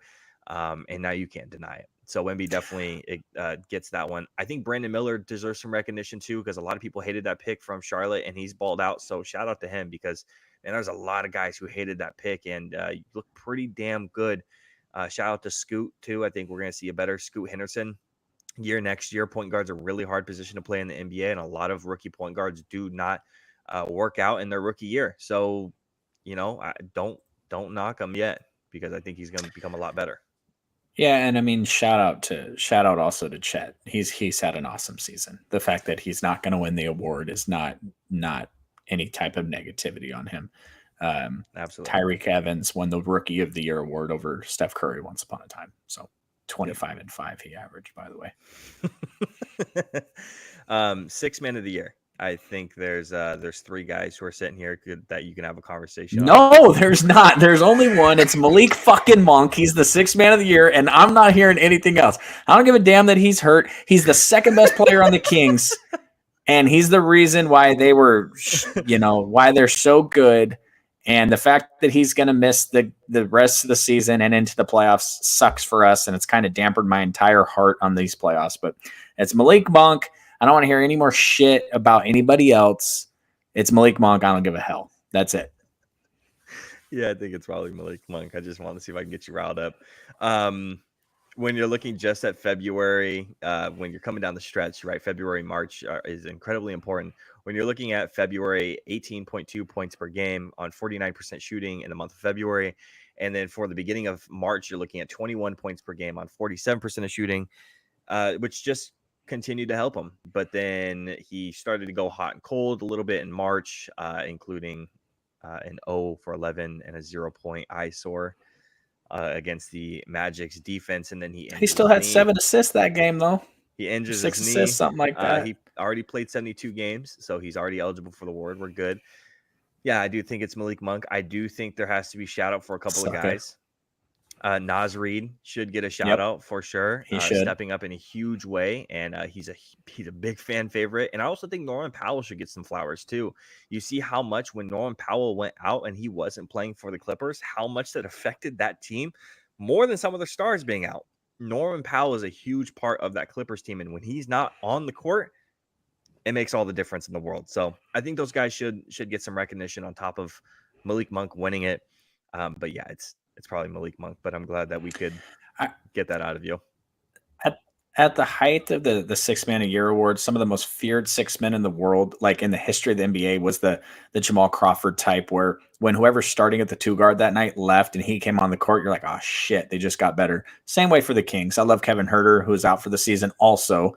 But when Kevin Huerter sits down and Malik Monk comes onto the court and that Kentucky connection starts going crazy, it's just another level out there. So yeah, definitely. All right. Defensive player of the year. Who you got? Do you want me to tell you who's going to win it or who should win it? Who do you have for defensive player of the year? I would vote for Wembanyama. Yes. Okay. I wrote this huge long thing for Wemby, and I'm like, man, I hope he says Wemby, man, because I wrote this like long ass thing that takes up half a page for Wemby.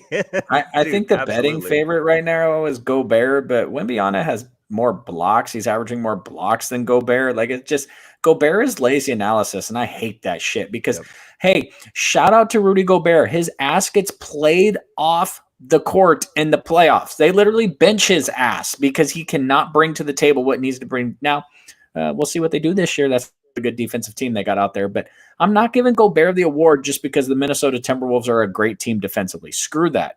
Wembanyama is awesome. Give him Rookie of the Year and give him Defensive Player of the Year. Or just give him Defensive Player of the Year and you can give Chet Rookie of the Year. I don't give a crap, but Wembanyama deserves it. And again, Gobert, boring. The most significant thing Gobert's done in the past couple of years is touch all the microphones and be the first NBA player to come down with COVID. So that we don't need to celebrate that guy anymore. And we don't. Let's celebrate Wembanyama. Let's celebrate Shai. Not even going to say it. Shai Alexander. You know what I'm saying? Like, get these new guys out there on the billboard. Wembanyama, Defensive Player of the Year. Yeah, he has a league-leading 223 blocks, which, by the way, that is far and away better than how many Gobert had in one of his Defensive Player of the Years, along with 21 games with at least 5 blocks. 5 blocks. In league history, only 4 rookies had more games with 5 blocks. Manute Bol, David Robinson, Alonzo Mourning, and Shaq. A lot of really good defensive players. But you're also looking at guys who were older as rookies coming in. So Shaq, older, 23. From what we see now, guys coming in super young. Alonzo Mourning, David Robinson was really old coming in as a rookie. Manute Bol was old as shit coming in. So Wemby's 20, 21, and he's doing this. It's kind of ridiculous. Wemby's defensive package also includes more than just being a shot blocker. He ranks 20th in the league in steals, which again, we're talking about far and away better than where Gobert was in one of his Defensive Player of the Years. And it's hard to imagine anybody else leading the league in a category that's not tracked. The category of, oh shit, someone's in the paint, I'm going to run away. How many clips have we seen? Dude's literally running in the paint and Wemby literally just standing with his arms at his side, just staring at him and just rounds in the paint and then passes it off for a 3 instead because Wemby's staring at him.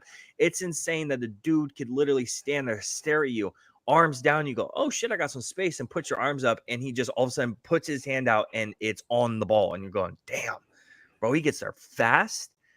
And it's just this crazy like wingspan you don't see ever.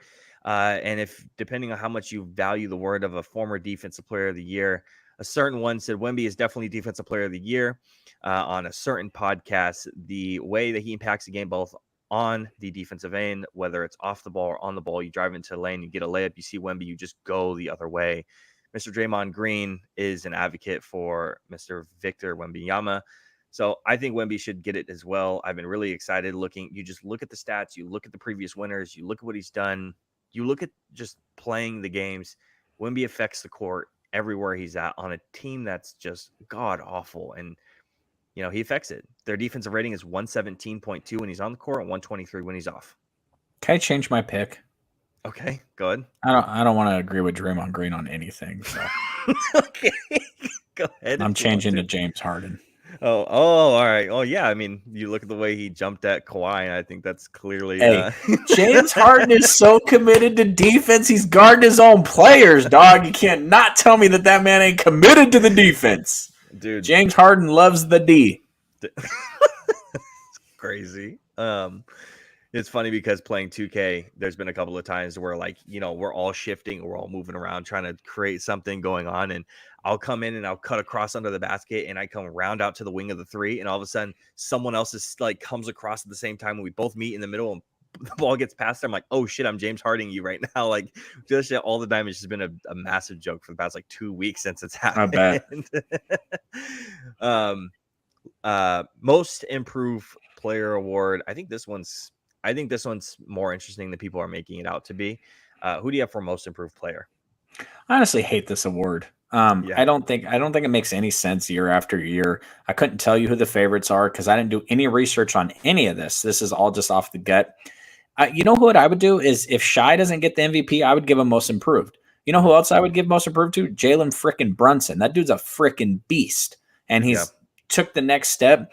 Murray over there in Atlanta, we already talked about him.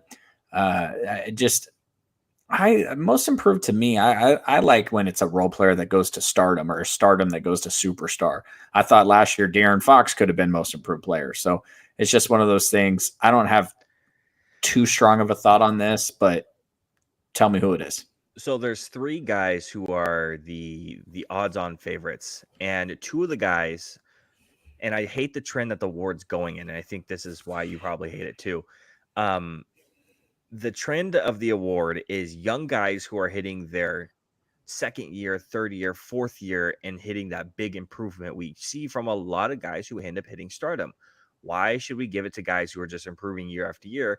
We should give it to guys who have been in the league for a little bit, and then all of a sudden they just blow up randomly, and you're like, that's not supposed to happen. Even if it's not super stardom, even if it's not crazy numbers, they should get solid recognition. And the top 3 right now is Tyrese Maxey's at the 1, Coby White is at the 2, which is my pick, and Jalen Williams is at the 3, which it's like Jalen Williams is a second-year player, and he's taking. I forgot about Coby White. That dude is killing it.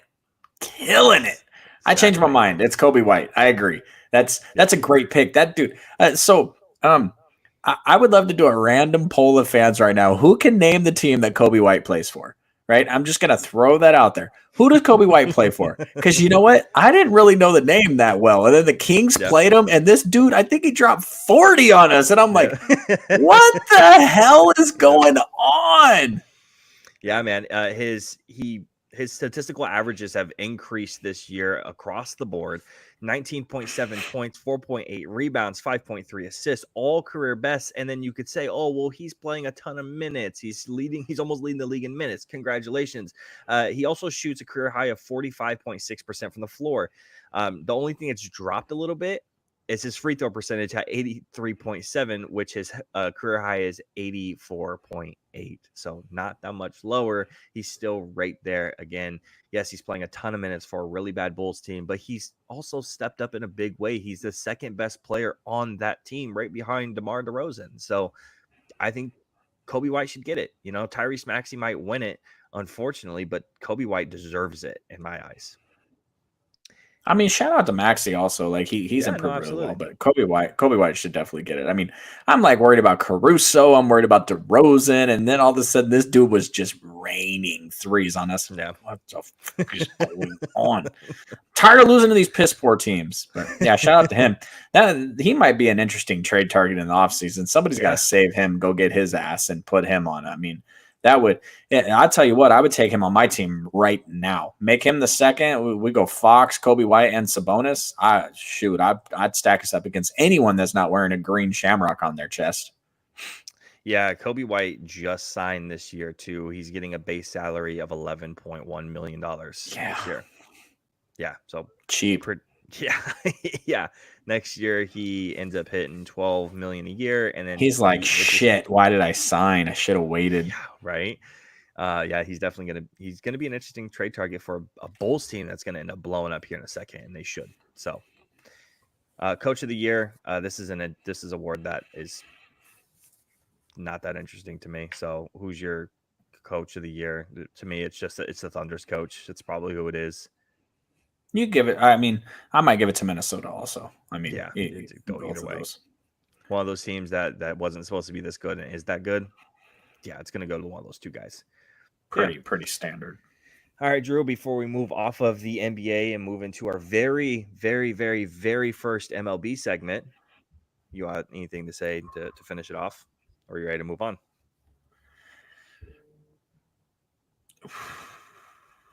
Nope. I'm ready to move on. I tried to bring a baseball segment to the podcast just so the viewers can know. Earlier this year when Shohei Ohtani signed his deal, I wanted to talk about it, but we ran out of time. And so now with the debut of our baseball segment, it's going to be, majority Dodgers based. So that sucks for me because fuck the Dodgers, right? Yeah. Oh, hey, shout out to I'm sorry, guys. I feel bad to say this out loud. Hopefully none of you guys show up in my mentions. I know it sucks for you guys as fans, but it was inevitable. Shout out to the Sacramento Athletics. Oakland A's moving to Sacramento for the next 3 years, playing at Sutter Park, a.k.a. Rayleigh Field. This is going to be awesome. And you want to know why, Jacob? Because you and me, we can go see Aaron Judge. We can go see Aaron Judge in Sacramento. That's going to be awesome. We could go see Mike Trout in Sacramento. Like, it's a Wednesday or Thursday night. Not much is going on. Let's go see the Stars play in Sacramento because it's 10 minutes from – not really. It's more like half an hour. Who's kidding who? I live way out in the boot. But the Oakland A's moving to Sacramento for the next 3 years. Yeah, absolutely. After this season, obviously. Yeah, I thought the move was going to happen this year, and I was like, man, did that happen? So first thing I was doing, I was looking up A's games, and I'm like, wait, no, they're still playing Oakland. I'm like, damn, that sucks. I'm like, because we're about to play the A's in like a week, so I was looking for that. So Drew, you can go to the Coliseum and you could sit hella close for cheap. They're only drawing like 5,000 fans a night, and baseball stadiums hold like 40. So yeah, if you want to go to Oakland. They're playing in the middle of the week, though, and I was already asking Jenna, and she was like, I work this day, and the only day would be the Thursday. And I'm like, well, the Wednesday. And I was like, oh, well, the Wednesday, they play at 11 o'clock, and I'm not calling out of work for a $7 ticket. my favorite games, honestly, my favorite games are when the Giants play on Wednesdays a lot at like 12:30. So you get up in the morning, get down there, have some lunch, and then go to the game, and then you get back in home in time for dinner and stuff.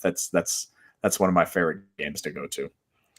Yeah. So Drew, I guess let's just start it off this way. Full transparency. Drew is going to be the resident MLB expert. I am a fan of the St. Louis Cardinals, he's been out of baseball for a couple of years now. When I say a couple, I mean like 4, 5, 6 years now. I haven't really been following for a while.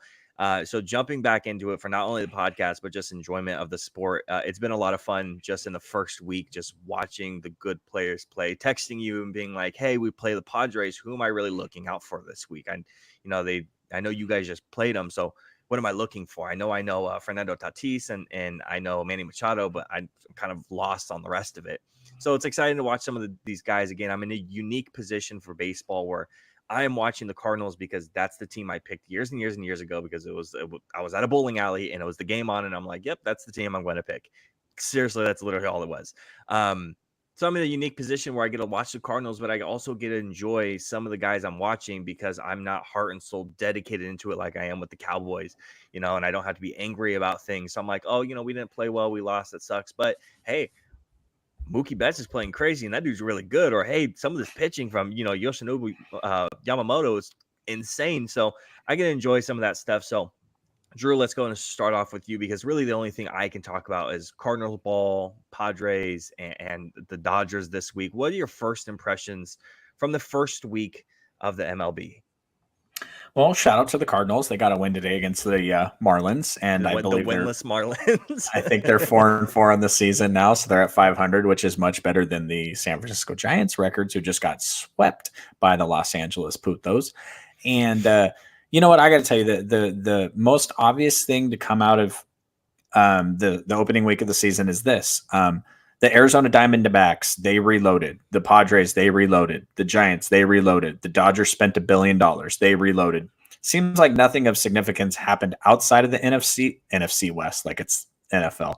Outside of the Western Conference that all those teams play in. Obviously, the Yankees got Juan Soto, but here's the thing: Blake Snell is not pitching yet for the San Francisco Giants. I believe he's going to pitch on Monday. They're talking about, and against the Nationals, the Giants reloaded. The Giants signed a third baseman, Matt Chapman.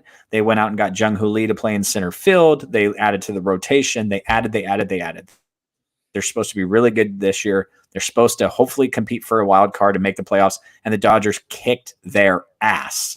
So a week into the season, the Dodgers are legit. Yeah. I tell everybody that listens, they won a Mickey Mouse championship in 2020. They only won 60 games before they went to the world, the playoffs and won. That was a joke. Nobody cares about your fake World Series, but holy hell, they look legit this year. It's a little weird. They're playing Mookie Betts out of position. He's not a shortstop, but he's killing it. Yeah, absolutely. Their bullpen has got an eyebrow raised. Obviously, they have the best player in the world who's not pitching this year, so their rotation isn't as strong as it could be. But the damn thing about the Dodgers is they're going to be active all year on waiver claims. They're going to be active all year on the trade market. And holy hell, I don't know if anyone can stop them. Yeah, talking about the some of the relief pitchers and their closing pitchers too. That's really when the Cardinals could get something going. We couldn't get anything going against Glasnow. We couldn't get anything going against Bobby Miller, who pitched a hell of a game. He looked like a monster out there, right? I think was he only like 24 or something like that? He's super young. Yep. I already talked about Yoshinobu Yamamoto. He's looked fantastic, and we really couldn't get a whole lot going against the starting pitchers. Even though we did pull out a win in one of those games, it ended up costing us a win on the next day because we ended up going through our bullpen, mainly because of the rain delay, and we had to pull Lance Lynn and all this stuff. So the Dodgers, look fantastic. Mookie Betts is literally leading the league in everything up to this point right now. So shout out the MLB TikTok because they're fucking hysterical. The responses, whoever they've hired, whatever young kid, whatever 18-year-old they've hired for their marketing strategy, congrats. Now you're playing with some of the guys that that have really funny marketing strategies, along with like the Brooklyn Nets have a really good social media manager. So looking at the Cardinals, you know what's so funny about that is capping back at the trolls is one thing. Capping back at trolls, I'm all here for it. But this guy was like, I already loved Major League Baseball, but this season what's going on is making me love it even more. The guy's like, I didn't ask for your life story. This is the MLB account. He's like, I didn't ask for your life story. And the guy's like, oh, my bad. Like, it's just, that shit's funny. Hey, baseball's got to do something, man. They got to do whatever they can do because they're in a worse place than the NBA is. And baseball's so territorial now. Like, the reason why you don't know anyone that plays for the Marlins or you don't know anyone that plays for the Mariners because they don't do a good job of, how did anyone know when the season kicked off? It kicked off 2 weeks ago in Korea. Did anyone watch those games? The Dodgers were playing, right? One of the biggest scandals in baseball history was unfurling right then and there, right? Did anyone know that how do you start the season on a Thursday? What the hell is that? Like, why not a Friday? Yeah. Why not a bunch of prime time? It's just a bunch of I don't know. I know that there's a certain family member of us. He's a little crazy and he hates Roger Goodell, who's the best commissioner in the history of any sport. But holy hell, Rob Manfred is terrible. He is literally a trash can. And the fact that don't make me bring him into the studio like I did Justin Fields. The fact that he's letting John Fisher dick around the Oakland Athletics and their fans when the Las Vegas mayor's like, nah, we don't want him. Everyone in Las Vegas like, no, we don't care about baseball. Oh, we're coming anyway. Oh, now we're going to go play it in a AAA ballpark for 3 years. I'm happy about it. But baseball is just so lost right now. And the Dodgers, hopefully they draw some eyeballs to the game. And luckily the Giants don't have to play them till like the end of May. So whatever. Looking at the Cardinals, because again, that's really the only thing I can really comment off of. Brendan Donovan looks great. He's leading the team in average, 308 batting average currently. Victor Scott, real young kid. He's playing center field. Looks great defensively. Struggling at bat majorly. I think he's averaging 106, 108, somewhere around that ballpark. 120. He doesn't look great at the plate. Wilson Contreras, from what I've heard, he struggled greatly last year defensively at the catcher position, but right now he looks fantastic. He's keeping everything in front of him. He's leading the team in home runs and slugging percentage. He even had a forced ball on Matsui, the relief pitcher for the Padres, because he had his foot right outside of the box and Matsui was trying to pitch and he had a whole situation. It pissed him off, and it was pretty funny. Apparently, he's known for doing some of that too in late games and frustrating guys. Nolan Gorman and Paul Goldschmidt are taking a ton of strikeouts so far. Nolan Gorman's at like 12. Paul Goldschmidt's at like 10. So we have like 22 strikeouts between those two guys alone. Mason Wynn at shortstop looks fantastic. Cannon of an arm. You win Brandon Crawford. Shout out Giants. When Brandon Crawford's out there instead of Mason Wynn, it makes a huge difference defensively and at the plate as well. He's batting 313 with 1 RBI, so he looks pretty damn good as well. So I like watching him a lot because he's a younger guy. I'm getting back into it, so having the younger players and getting invested into them is pretty cool. When it comes to the pitching, I'm not that impressed, I guess. Miles Michaelis had a bounce back game the other night. Kyle Gibson in his debut looked fantastic for the Cardinals. He's been a lifelong Cardinals fan, has been wanting to play in St. Louis apparently a very, very long time. Zach Thompson does not look good, and the only reason he's pitching is because Sonny Gray is out, and I know he was supposed to pitch in Memphis and for the AAA team like 2 days ago, a day ago. Then it got delayed and it's getting moved, and he's doing practice games instead, simulated games. So we'll see when Sonny Gray comes back. It should be sometime this month. So I'm excited to see what he brings to the table because apparently he is supposed to be pretty damn good. And I'm excited to watch him because right now the starting pitching rotation doesn't look great. I like our relief pitchers and our closers. They look pretty damn good, but some of the pitching is been kind of lackluster. And outside the Dodgers, because you can't really expect much because it's the goddamn Dodgers, we lost to the Padres yesterday, and we probably shouldn't have. We left a ton of guys on base, and it was just a little disappointing. Yeah, I mean, your guys' team is filled with a lot of, like you mentioned, Brandon Crawford, Paul Goldschmidt, Nolan Arenado. Sonny Gray's fun to watch pitch, so it'll be exciting to get him back. Unfortunately for you guys, your farm system is ranked like 23rd or 24th in the league. Your number one prospect is already up on the opening day roster playing shortstop. So it's just one of those things. Obviously, they made a lot of moves at the deadline last year to restock that farm system. You're probably not too familiar with that yet, which is cool. You'll get there. But they just lack the high ceiling talent. Normally when your team sucks, you're excited about somebody coming up. You know what I mean? Like last year's the Giants were falling out of the playoff race. It was like, oh, we get to watch Kyle Harrison pitch. We get to watch Luciano hit. This is cool, you know? And so it's just one of those things. Baseball is one of those, you can really get stuck in purgatory year after year. So hopefully for the sake of both of us and being able to talk about it on the podcast, they make some moves to get a little more aggressive, and Paul Goldschmidt and Nolan Arenado have some bounce back years, and hopefully the Dodgers have to quit playing baseball because they get caught up in a betting scandal or something. That'd be cool. Yeah, it's definitely been exciting. Man, we don't play each other in San Francisco for a hot minute, so be a long time before we can go to a game. But when that weekend is my birthday weekend, though, so beautiful. You said chances are we can make it happen. You said it was Saturday, right? Is the one you wanted to go to? I think, or Sunday. I think it's going to be Sunday, man. That's an afternoon game. I'll get out there, a couple brewskis, and enjoy some afternoon baseball. Beautiful. All right, Drew. Before we end it off, we got to 3 different sports in 2 hours. You want to talk about hockey? No, I'm good. I don't think we can get anything else. I don't know anything about hockey. We're doing like one segment per sport if we got to another one. I gotta listen. We could do golf. I could talk about golf. We could do MMA. I think I'm signing off for golf. We could definitely do WWE. I'm down to talk about Roman Reigns. Oh man. So, you know, The Rock is like 67 years old, and he's going to be in 2 matches this weekend. He hasn't wrestled in 10 years. He's going to be in 2 matches. So chances are he's going to pop his Achilles and ruin everything within like 5 minutes, but we'll see. I'm here for chaos. Absolutely. All right, Drew, before we sign off, any last words?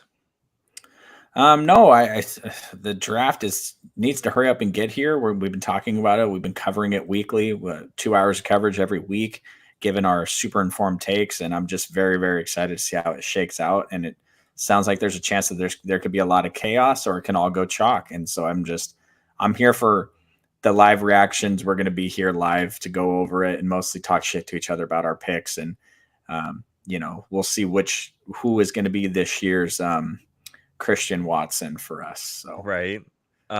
Next week, just so you prepare for it, positional rankings, top 5 across the board. So if you need to go back and watch film, because I know I need to go back and watch a couple of the guys that is teetering on the 4, 5, 6, 7 positions, just to make sure that my list is solidified. Yeah, that's gonna be next week. I'm pretty excited about this because the big board stuff is fun. Top 5 is fun because it doesn't necessarily mean the way that the draft is going to fall. I mean, I think Joe Alt is like top 3 big board guy, top 4 big board guy to fall 8, 9, 10 at this point. So I like doing the rankings.